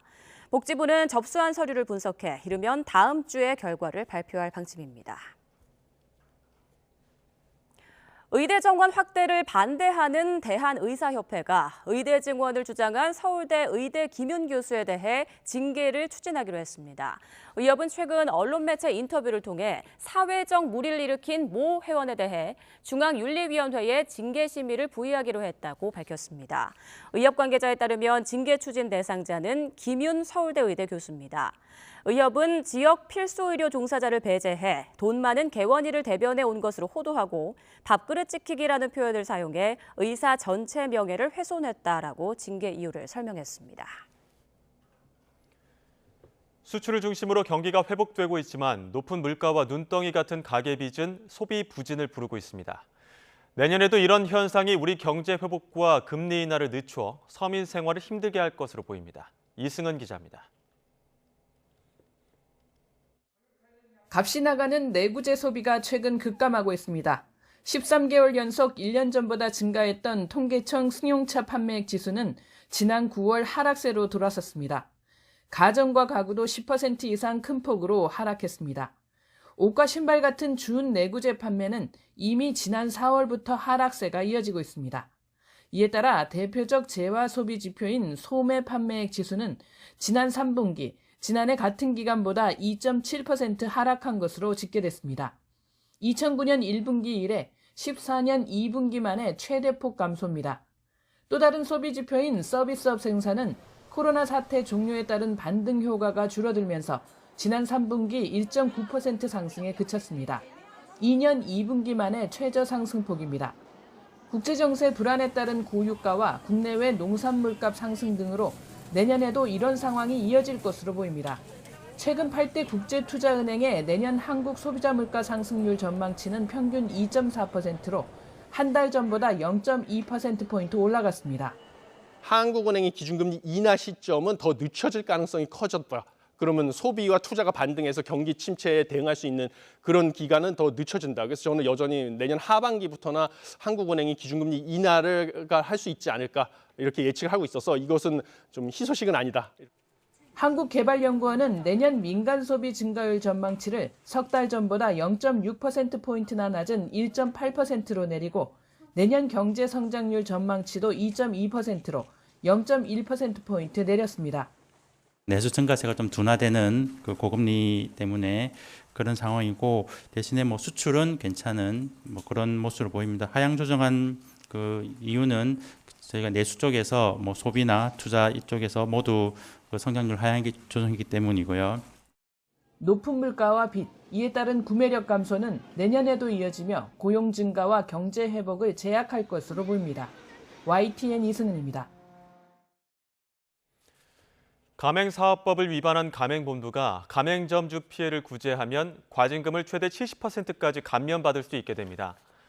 공정거래위원회는 가맹본부가 법 위반 행위를 자진 시정했을 경우 과징금 감경 상한을 현행 50%에서 70%로 올린 가맹사업법 시행령 개정안이 국무회의를 통과했다고 밝혔습니다. 개정안에는 또 가맹본부가 가맹희망자에게 정보 공개서를 문자나 카카오톡 등 모바일 애플리케이션으로 제공할 수 있도록 하는 내용도 담겼습니다. 소 럼피스킨 확진 사례가 어제보다 2건 늘어난 87건으로 집계됐습니다. 럼피스킨 중앙사고수습본부는 오늘 아침 8시 기준 확진 사례는 모두 87건으로 충남 서산과 전북 고창에서 각각 발병했다고 밝혔습니다. 어제 오후 2시 기준 백신 접종률은 99.98%로 오늘까지 전국 모든 소 사육 농장에서 접종이 마무리될 예정입니다. 기존 살충제의 저항성을 갖게 된 빈대를 방지할 수 있도록 대체 살충제 8종의 사용이 승인됐습니다. 환경부 국립환경과학원은 빈대를 방지하는 데 쓸 수 있도록 네오니코티노이드계 디노테퓨란으로 만든 살충제 8개 제품을 긴급 사용 승인했다고 밝혔습니다. 이는 빈대가 기존에 사용하던 피레스로이드계 살충제의 저항성을 형성했다는 점을 고려한 조치입니다. 8종 모두 전문 방역용 제품이기 때문에 가정에서 함부로 사용하면 안 됩니다. 서울시는 최근 빈대 출현으로 시민 불안감이 높아지자 전국 최초로 빈대 신고센터를 운영하고 한국방역협회와 협력해 방제 교육까지 지원하는 빈대 관리 특별대책을 추진합니다. 빈대 출현 시에는 서울시 감염병 연구센터 홈페이지에서 손쉽게 신고할 수 있습니다. 시민이나 업체에서 빈대 발생 신고서를 작성해 제출하면 시 관련 부서와 보건소에 즉시 전달돼 발생 위치와 현황을 파악하고 방역합니다.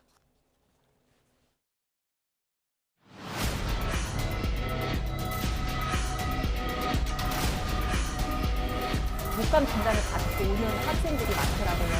절반 이상이 지금 결석을 하고 있어가지고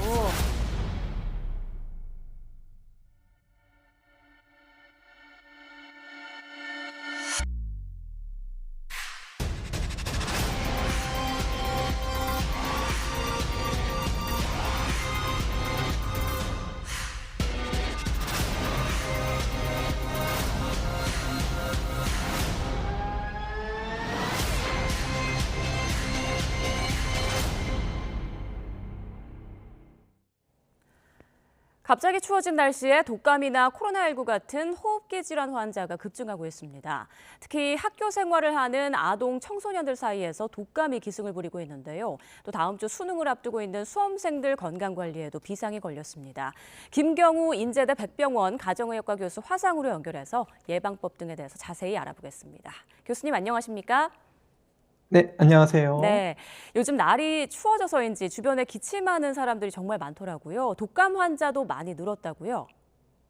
네, 우리가 독감 환자 발생은 우리가 외래 환자 1000명당 독감 비슷한 증상이 나타나시는 분들이 몇 명 정도 생기냐를 보는 독감 의사 환자 분율로 모니터링하고 있는데요.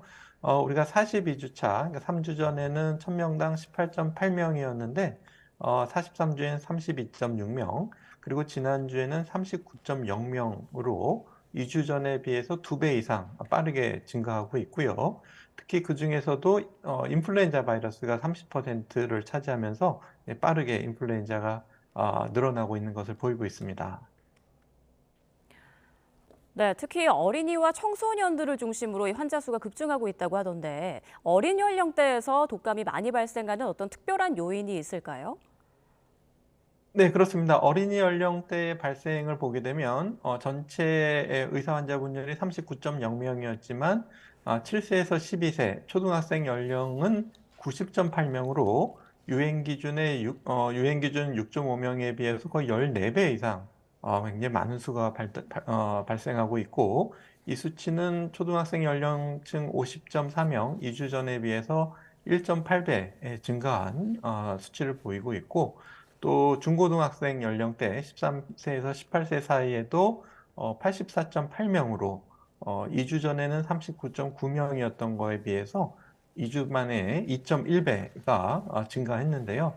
아무래도 소아청소년층은 아직 면역력이 약한데 매년 백신 접종률이 계속 감소하고 있고, 또 학교나 학원 같이 많은 학생들이 함께 생활하는데 지금처럼 추워지는 날씨에는 더 밀폐된 환경에 노출이 더 많아지는 것이 원인으로 볼 수가 있겠습니다.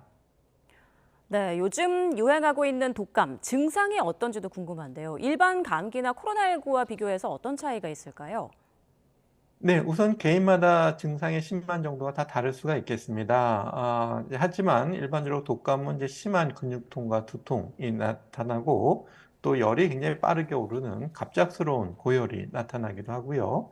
또 어린 소아 연령층은 호흡기 증상이 아니라 소화기 증상으로 토하거나 메스꺼렵다든지 설사한다든지 그런 증상으로 나타날 수도 있겠고요.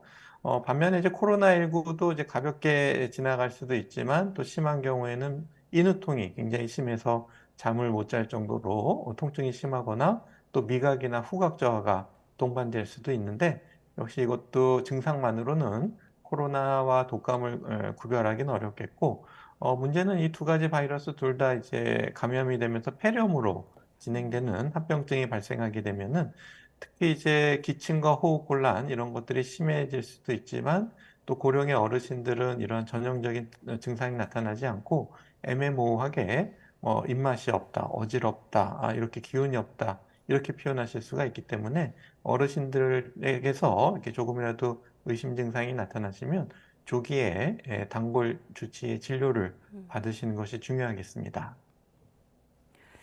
보통 일반 감기는 한 일주일 정도면은 낫기 마련인데요. 요즘 유행하고 있는 독감은 한 번 걸리면 증상이 얼마나 오래 가나요? 네, 개인마다 역시 증상 지속 시간의 차이가 있을 수가 있는데요. 일단 걸리면 독감 바이러스 자체는 어느 정도 줄어들더라도 여러 가지 관련 증상, 특히 이제 기침 증상이 오래 남는다든지 피로감이 오래 간다든지 그러한 합병증 증상이 더 지속될 수도 있고요.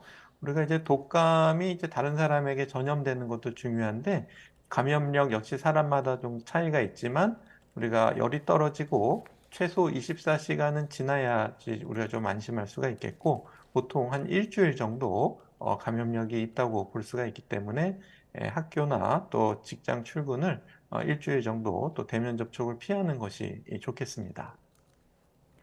네, 무엇보다 독감 예방 접종을 맞는 게 좋을 것 같은데 코로나19 백신 맞고 부작용으로 고생하신 분들은 이 독감 예방 접종도 좀 꺼리는 경우가 있더라고요. 올해 독감 백신 접종률 예년보다 많이 낮은가요? 네, 그렇습니다. 특히 이제 어린이 백신 접종률 같은 경우에는 그 2년 전에는 79%, 그리고 1년 전에는 71%로 감소했는데 올해는 아직 진행 중이지만 작년에 같은 기간에 비해서 더 낮은 것으로 알려져 있는데요.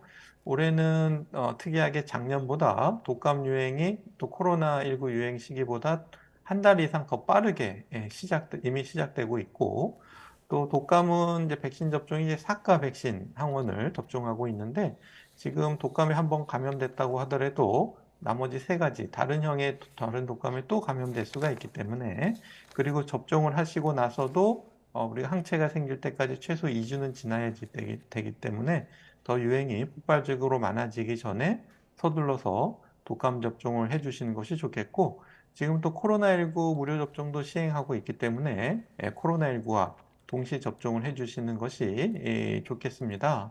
물론 이제 독감을 맞고 나서 이제 이상반응, 부작용을 좀 많이 염려하시겠지만 이미 많이들 맞아보셨고 대부분 접종 자리가 좀 빨갛게 붓고 아프실 수 있지만 이거는 이제 하루 이틀 정도면 저절로 호전될 수가 있겠고 또 맞고 나서 근육통이나 피로감 같은 것들이 면역 반응으로 정상적으로 생길 수 있지만 또 이제 많이 불편하시면 우리가 아세타미노펜이라고 하는 성분의 해열 진통제를 또 복용하실 수가 있겠고요.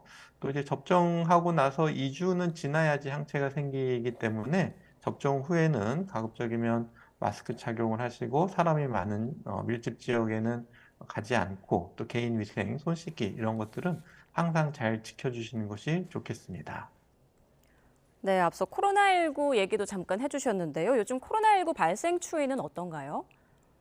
네, 우리가 감염병이 이제 하향 등급 4급 감염병으로 전환되면서 전수조사하지 않고 이제 표본 감시 기관에서 모니터링하고 있기 때문에 조금 차이가 오차가 날 수가 있지만 10월 4주차의 경우에는 그 전주에 비해서 19% 증가했고 11월 1주차에는 오히려 한 2% 정도 감소했지만 전반적으로 증가세가 이어질 가능성이 높겠고 특히 이제 산미래 환경이 많아지고 독감 유행이 많아지면 독감 감염 같은 경우에 코로나 바이러스가 더 잘 들어온다는 가능성 있는 연구들도 있기 때문에 더 이제 독감이 유행하면서 코로나도 함께 유행할 가능성이 많은데 지금도 이미 고령 어르신이나 기저질환자분들은 코로나 감염으로 인해서 중증화 진행으로 입원하시고 또 중환자실에 이제 오래 계시면서 또 여러 합병증이 동반되면서 굉장히 빨리 조기 퇴원이 어렵고 사망하시는 경우가 있기 때문에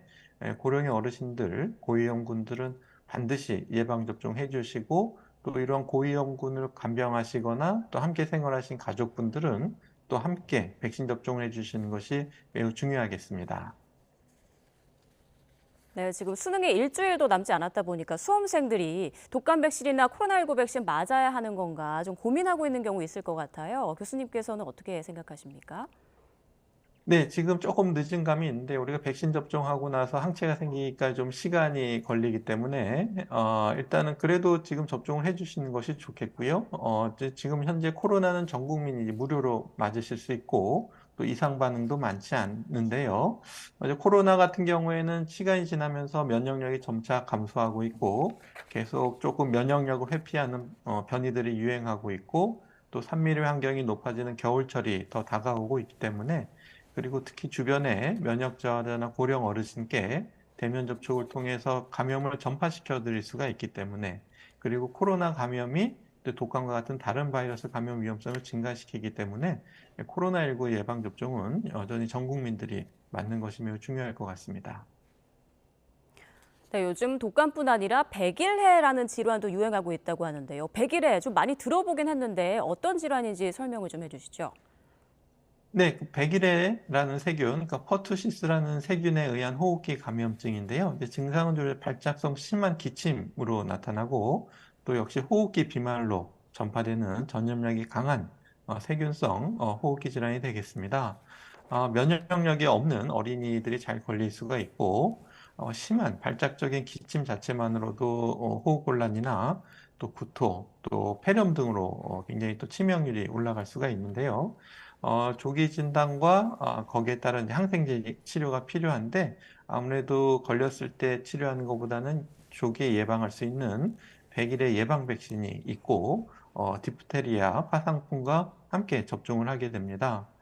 올해 백일해 환자가 지금 83명으로 보고되고 있는데 작년 동기간 25명 대비 계속 증가하고 있기 때문에 백일해 접종을 맞지 않은 어린이나 또 성인의 경우에도 챙겨주시는 것이 좋겠습니다. 네. 요즘 날씨가 또 오락가락하다 보니까 고령층을 중심으로 심혈관, 심뇌혈관 등 질환 우려가 커지고 있는데요. 예방법과 증상 좀 짚어주시죠. 네, 그렇습니다. 아무래도 추운 환경에 갑자기 노출되면 혈관이 수축되고 혈압 상승이 되면서 심장이나 혈관 질환이 잘 생길 수가 있는데요. 우선 심장 근육에 혈액을 공급하는 관상동맥이라고 하는 게 막히면 그러니까 급성 심근경색이 오게 되는데 이럴 경우에 이제 명치부에 뻐근한 체한 것 같은 통증이 온다든지 목이나 어깨가 심하게 아프실 수도 있고 또 아니면 심정지로 바로 또 쓰러지실 수가 있는데요. 주변에 다행히 목격자가 있어서 바로 119에 연락하고 또 현장에서 가슴 압박술, 심폐소생술을 이렇게 해주셔야 되겠고요. 또 이제 뇌혈관 질환, 뇌혈관이 막히는 경우에는 우리가 뇌경색 같은 경우에는 갑작스럽게 한쪽 팔다리가 마비되거나 언어 기능이 장애가 생기거나 발음이 부정확해지는 발음 장애나 또 의식 변화가 나타날 수 있고 또 뇌출혈 같은 경우에는 갑작스러운 심한 두통이 나타나거나 또 의식을 잃고 쓰러지실 수가 있는데요. 역시 119에 연락하셔서 신속한 병원 이송을 해주셔야겠고 아무래도 원인으로는 이제 고혈압, 당뇨, 고지혈증과 같은 우리가 대사성 질환이 동맥경화를 조용히 진행시킨 것이 원인이 되겠고 또 흡연이나 음주, 또 평소 운동이 부족하고 불균형한 식습관, 비만과 같은 생활 습관이 원인이 될 수가 있기 때문에 평소 미리 예방하시고 꾸준히 관리하시면서 조기 발견하시는 등의 관리가 중요하겠습니다. 네, 말씀 잘 들었습니다. 지금까지 김경우 인제대 백병원 가정의학과 교수와 함께 말씀 나눠봤습니다. 고맙습니다, 교수님. 네, 감사합니다.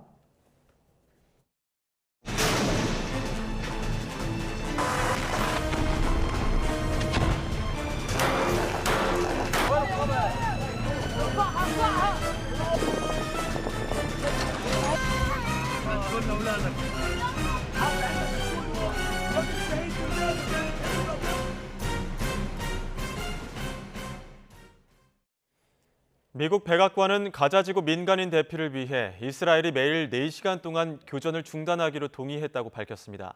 존 커비 국가안보회의 전략소통조정관은 4시간 교전 중지가 시작돼 기쁘다며 이같이 말했습니다.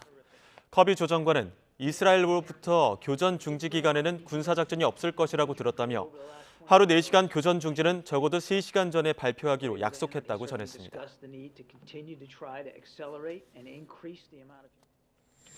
조 바이든 미국 대통령은 적어도 사흘 이상 교전 중지가 필요하다는 뜻을 밝혔습니다. 바이든 대통령은 일리노이주로 향하는 비행기에 오르기 전 인질 석방을 위한 협상을 위해 네타냐후 이스라엘 총리에게 최소 사흘 이상 교전 중단을 요청했다고 말했습니다. 또 공식 휴전 가능성은 없다고 거듭 확인하면서도 이스라엘이 일시적 교전 중단을 받아들이기까지 기대했던 것보다 오래 걸렸다고 지적했습니다.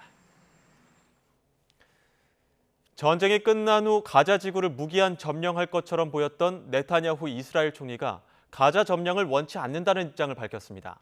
미국의 우려와 이스라엘 내부 이견 등의 입장을 바꾼 것으로 보입니다. 류재용 기자입니다. 네타냐후 총리는 지난 6일 전쟁이 끝난 후 이스라엘이 가자 지구를 점령 통치할 것처럼 말했습니다. I think Israel will, for an indefinite period, will have the overall security responsibility because we've seen what happens when we don't have it. 이 발언은 바이든 대통령과 미국 정부를 비롯한 국제사회의 반발을 불러왔습니다. President Biden's been very clear we don't support a reoccupation of Gaza by the Israeli Defense Forces. 후폭풍이 일자 전쟁을 직접 지휘하고 있는 이스라엘 국방장관은 그럴 의도가 없다고 연일 해명에 나섰습니다. 급기야 네타냐후 총리도 기존의 언급과는 달리 이번 전쟁은 하마스 제거에 국한된다고 말을 바꿨습니다. We don't seek to govern Gaza. We don't seek to occupy it, but we seek to give it and us a better future in the entire Middle East. 네타냐후 총리는 이어 인질 석방 없이 휴전은 없고 시간이 걸리더라도 하마스가 사라질 때까지 작전을 계속하겠다고 거듭 확인했습니다. 그러면서 미국의 도움에 감사하다고 밝혔습니다. 미국의 일시 교전 중지 제안도 무시하고 강경 노선으로 가던 네타냐후 총리가 제한적이나마 피난민을 위한 시간을 주고 전후 가자 지구 문제에 있어서도 말을 바꾼 것은 결국 중동 전쟁으로까지 번지는 것을 꺼리는 미국의 입장을 수용한 것으로 해석됩니다. YTN 유재웅입니다. 이스라엘군의 무차별 공격으로 가자지구 주민들은 안전한 보금자리를 찾지 못하고 있습니다. 급기야 폐허가 된 집으로 돌아가 눈물겨운 하루하루를 보내는 가족들이 생기고 있습니다. 류재복 기자의 보도입니다. 칸 유니스 주거 지역은 잇단 폭격의 폐허로 변했습니다. 원래 모습을 짐작할 만한 건물조차 찾기 힘듭니다. 그런데 이곳으로 돌아오는 가족들이 하나둘 생기고 있습니다. 아버지는 볕이 좋은 곳을 골라 빨래를 넣습니다. 물이 모자라 자주 빨래할 수는 없는 터라 깨끗한 옷을 넣는 동안 콧노래도 나옵니다. 간신히 구한 물통 덕에 먹는 물과 세수, 빨래를 한꺼번에 해결했습니다. 반쯤 깨진 화덕은 유일한 조리도구입니다. 소박한 밀가루빵 몇 장이 먹거리 전부입니다. 8 식구가 살기 위한 최소한의 조건만 갖췄습니다. حتى يعني نعيش ابنائنا اولادنا ونسائنا في هذا الدمار الشامل وفي هذه الحجاره والاسبست المكسر فوق رؤوس الساكنين. 주민들이 무너진 집을 다시 찾는 건 외부에 머물 만한 안전한 곳이 없기 때문입니다. 난민촌이나 병원 역시 이스라엘군 폭격이 비껴가지 않는 데다 사람들이 너무 많아 함께 살기 쉽지 않습니다. لما وين بعد وين بقول لك انقطمت بلاش يعني رحت هيك لما شهدت وبقول لك ما شفتهم اللي هم بنشلوني. 집이 주는 안락함이나 편안함은 꿈꾸기 어렵습니다. 쓰레기 더미를 뒤져봐야 쓸만한 물건 찾기도 힘듭니다. 집으로는 돌아왔지만 미래의 희망은 여전히 보이지 않습니다. YTN 유재복입니다. 이스라엘 공격을 받는 가자 지구에서 인구 과밀과 오염 등으로 위생 문제가 갈수록 심각해지고 있습니다. UN 인도주의 업무조정국 OCHA는 현재 가자 지구의 피난민 150만 명이 보호시설 등에 대피했다고 밝혔습니다. 이 가운데 72만여 명이 머무는 UN 팔레스타인 난민 구호기구 보호시설은 난민을 더는 수용할 수 없을 정도로 알려졌습니다. OCHA는 보호시설에서 160명이 화장실 1개를 쓰는 실정이며 샤워실 1개는 70명이 사용한다고 밝혔습니다. 요즘 광주와 전남 지역 경찰, 검찰이 초상집 분위기입니다. 검경이 모두 연루된 것으로 보이는 사건 브로커를 둘러싸고 수사가 전방위 확대되고 있기 때문입니다. 이미 검찰 수사관이 구속된 데 이어 어제는 전직 경찰 경무관도 구속됐고 추가로 대대적인 압수수색이 이뤄졌습니다. 갈수록 파문이 커지고 있는 수사 상황을 나현호 기자가 취재했습니다. 검찰 수사관들이 광주경찰청 7층에서 압수수색에 쓰이는 파란색 상자를 들고 나옵니다. 압수수색은 수사 부서는 물론이고 광주 북부경찰서와 지구대에서까지 이루어졌습니다. 압수수색 대상은 브로커 개입 의혹을 받는 사건을 수사했던 부서에서 일했던 경찰관들입니다. 어떤 자료 확보하셨죠? 앞서 지난 8월 검찰은 거물 사건 브로커 성모 씨를 구속해 재판에 넘겼습니다. 코인 사기 사건으로 조사받는 사람에게 사건을 잘 해결해 주겠다며 금품을 받은 혐의입니다.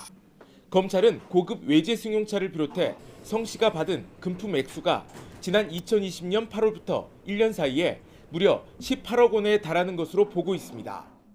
검찰은 브로커 성 씨가 수사에 개입하는 과정에 검찰과 경찰 다수가 연루돼 있다고 보고 수사를 확대했습니다.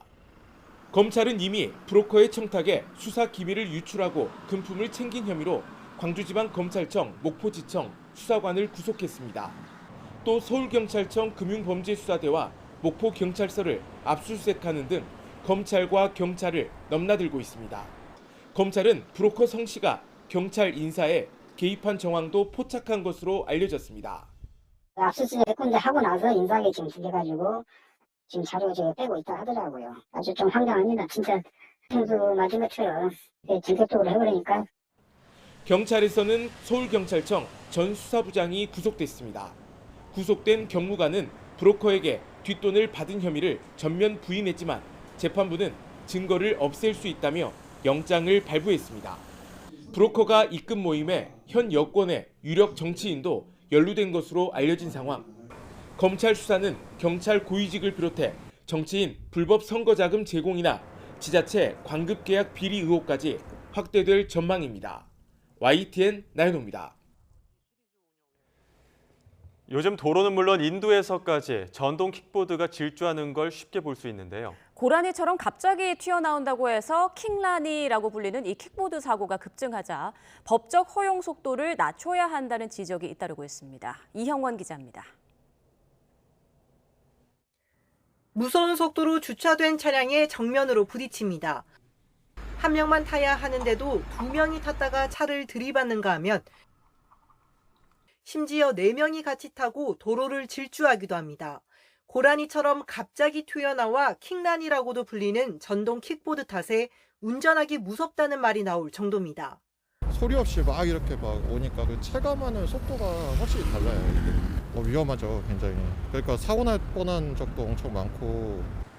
보행자도 위협을 느끼긴 마찬가지입니다. 법적으로 전동 킥보드 운행이 금지된 인도마저 무법천지로 변해버린 탓입니다. 걸어갈 때 뒤에서 이렇게 오시면 깜짝 놀라는 경우가 되게 많았었어요.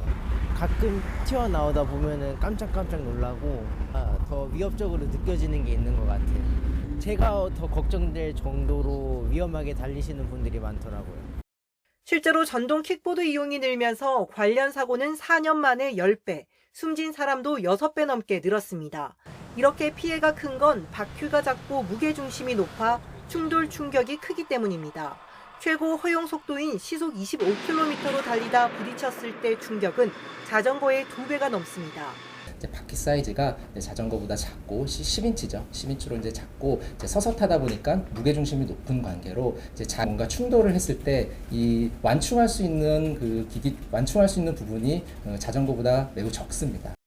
이에 법을 개정해 최고 속도를 시속 20km로 낮춰 사고를 줄여야 한다고 강조했습니다.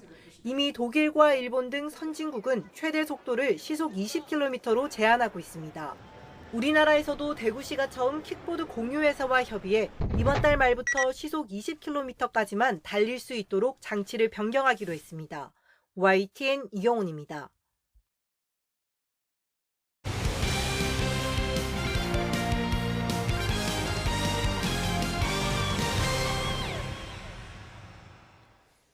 한국 시리즈 1승 1패를 기록 중인 LG와 KT가 잠시 뒤 KT 홈구장 수원에서 운명의 3차전 경기를 치릅니다.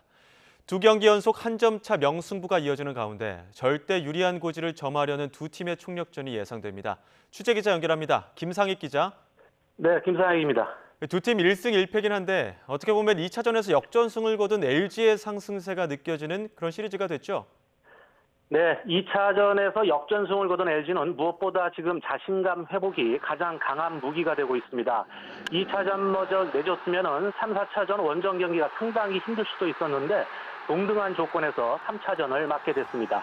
LG는 선발이 일찍 무너졌지만 7명의 불펜이 추가 점수를 내주지 않은 경험이 나머지 시리즈 운영의 방향도 지금 설정해주고 있습니다.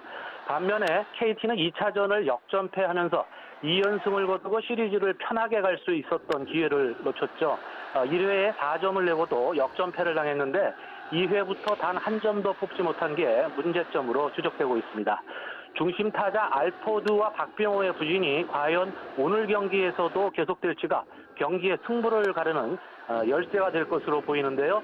조금 전에 발표된 선발 라인업을 보면 3번 타자였던 알포드가 7번으로 내려갔습니다. 그리고 3번 자리에는 황재균이 들어왔고요. 6번에 있던 배정대 선수가 1번 타자로 올라갔네요. 이것도 눈에 띄는 부분입니다. LG는 2차전과 선발 라인업이 지금 변화가 없습니다. 지금까지 1승 1패로 3차전을 치러서 승리한 팀이 한국 시리즈에서 우승한 경우는 88%에 달합니다. 그만큼 절대적으로 유리한 입장이 되기 때문에 오늘 두 팀 총력전이 불가피하게 됐습니다. 무엇보다 불펜 투수에 대한 믿음이 확고한 양팀 감독의 얘기 들어보시죠. 3차전이든 4차전이든 선발이 좀 컨디션이 안 좋았을 때는 오늘처럼 빠른 투수 교체로 중간으로 끌고 갈 수 있는 또 오늘 좋은 경험을 했기 때문에 다음 경기에서도 이렇게 운영을 할 생각입니다. 뭐 좀 피로도가 쌓일 수도 있는데 잘 던졌습니다. 그래도 박영희 선수 계속 믿고 있을 겁니다. 연일 이렇게 와주셔서 정말 감사합니다. 3차전 때는 꼭 승리로 보답드리겠습니다. 네, 그리고 오늘 선발 투수는 올 시즌 팀 내 최다승 투수들이 출격한다고요? 네, LG는 체인지업을 주무기로 올 시즌 14승을 거둔 임창규가, 또 KT는 15승 투수 벤자민이 선발 중책을 맡았습니다. 말씀하신 대로 팀 내 최다승 투수들인데요. 하지만 상대 전적에서는 벤자민이 월등한 데이터를 지금 보여주고 있습니다. 올 시즌 다승 2위와 3위를 차지한 선수들의 대결인데요. 평균 자책점은 3점대로 비슷한데 벤자민이 LG 타자들에게 올 시즌 유난히 강했습니다. 임창규가 KT 선수들에게 6점대 평균 자책점을 기록했던 반면에 LG를 상대한 벤자민은 1점이 채 되지가 않습니다. 자완 투수 벤자민이 왼손 타자가 많은 LG 타선을 압도한 것으로 분석이 됩니다. LG 타자들이 왼손 투수들의 공을 올 시즌 공략하지 못한 건 아닌데요. 유난히 다양한 구종을 갖고 있는 벤자민, 특히 주무기인 커브와 슬라이더에 애를 먹은 한 해였습니다. 벤자민이 오늘은 어떤 구종과 볼 배합으로 LG 타선을 상대할지도 관전 포인트입니다. 선수들이 한 가지 유의할 점이 있습니다. 오늘 저녁에 수원 KT 위즈파크의 저녁 기온이 0도까지 떨어질 것으로 지금 예보가 되고 있습니다. 선수들이 느끼는 체감 온도는 영하로 떨어지기 때문에 수비 시간이 길어질 경우에 야수 실책이 나오고 이게 승부에 결정적인 영향을 미칠 수도 있습니다. 19년 만에 한국 시리즈가 열리는 수원이 17,600석이 매진된 가운데 뜨겁게 달아오르고 있습니다. 지금까지 YTN 김상익입니다. LPBA는 당구장 아르바이트를 하다가 프로 데뷔 5년 만에 첫 우승을 따낸 신데렐라 같은 선수가 등장했습니다. 김동민 기자가 보도합니다. 세트스코어 3대2로 앞선 6세트. 한 세트만 더 따내면 우승이 확정되는 순간입니다. 최혜미가 원뱅크 샷으로 2점을 따라가며 동점을 만들더니 또 원뱅크 샷으로 이번엔 경기를 뒤집습니다. 그리고 마침내 챔피언십 포인트를 성공시키며 프로 데뷔 5년 만에 생애 첫 우승을 차지합니다. 아마추어 선수가 아니라 동호인 출신으로 LPBA 투어를 우승한 것은 최혜미가 처음입니다. 챔피언은 관중석에서 응원한 아빠의 손에 웃음 키스를 하며 기쁨을 함께했습니다. 어릴 때 헤어졌던 아빠는 경기 내내 숨죽이며 딸의 첫 챔피언 등극을 응원했습니다. 아빠가 응원을 하는 목소리를 들으니까 거기에 신경이 다 가서 경기에 집중하기보다는 그래서 중간중간에 이제 아빠를 보고 솔직히 조용히 하라고 박수만 쳐라. 최혜미는 당구장 아르바이트를 하다가 당구가 재미있게 보여 당구를 시작했습니다. 일자리를 구하다가 당구장 알바가 좋다, 꿀이다. 이제 친구가 추천을 해줬거든요. 그러다가 TV에 김세현 프로가 나오는 걸 보고 경기하는 거를 보면서 여자도 당구를 치는구나 생각을 하면서 그때부터 접하게 됐어요.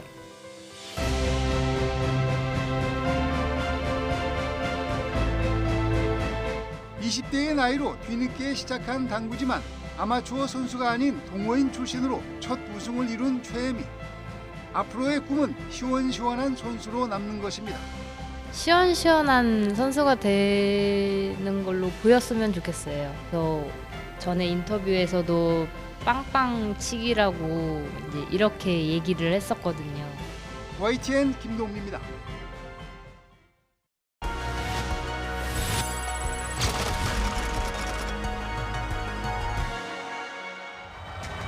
이번 두 선수가 맞대결을 펼친다. 최동원 게임은 최동원이가 나간다고! 최동원 선배님 같은 그런 투수가 되고 싶습니다.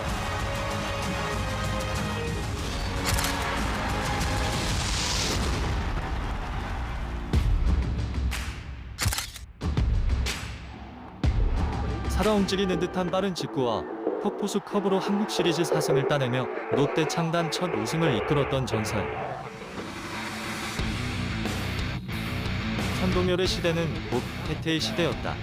불펜에서 몸만 풀고 있어도 상대팀의 사기를 떨어뜨리던 북극급 투수.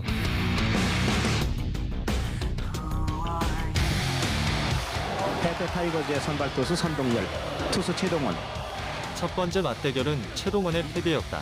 3회의 홈런을 맞으면서 최동원의 12연승이 막을 내렸고 선동열은 데뷔 이후 첫 완봉승을 거뒀다. 4개월 후 최동원이 서륙했다. 2대0으로 자이언츠가 이겼습니다. 오늘 경기에서 최동원 피차는 탈삼진 7개 기록했습니다. 우리나라 최고의 투수가 누구인지 가리는 그날 사직구장은 열기로 들끓었다.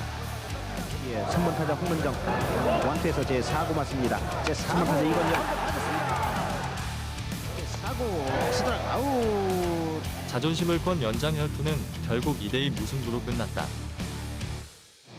최동원과 선동열, 선동열과 최동원이 치열했던 경기는 전설로 남았다.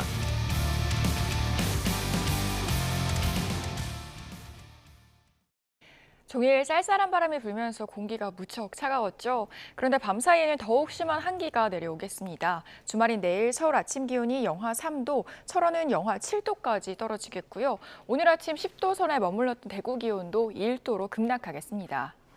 이렇게 아침 기온이 10도 이상 떨어지는 지역에는 한파주의보가 내려졌는데요. 강원과 충북 그리고 남부 곳곳에서 온도 변화가 극심하겠습니다. 주말을 맞아서 외출하신다면 체온 조절에 특히 신경 써주시기 바랍니다. 추위와 함께 강풍에도 주의하셔야겠습니다. 내일까지 대부분 해안가에서는 바람이 무척 강하게 불겠고 특히 동해안에서는 너울성 파도에 유의가 필요하겠습니다. 내일 아침에는 곳곳에서 영하권 추위를 보이겠습니다. 내일 아침 기온 서울 영하 3도, 대전 영하 3도, 전주에서 영하 1도 보이겠고요. 한낮에는 오늘과 비슷하거나 조금 낮겠습니다. 서울 낮 기온 6도, 대전 8도, 대구에서는 12도 보이겠습니다. 내일은 전국에 구름만 지나겠지만 휴일인 모레에는 제주도와 호남 서해안에 가끔 비가 오겠고요. 이번 추위는 다음 주 월요일까지 이어지다 풀릴 전망입니다. 날씨였습니다. 다음 주부터는 이광현 앵커와 함께 나경철 앵커가 뉴스큐 진행합니다. 저는 뉴스앤 이슈로 찾아뵙겠습니다. 네, 뉴스큐 마칩니다. 이어서 이브닝 뉴스가 방송됩니다. 시청해주신 여러분 고맙습니다.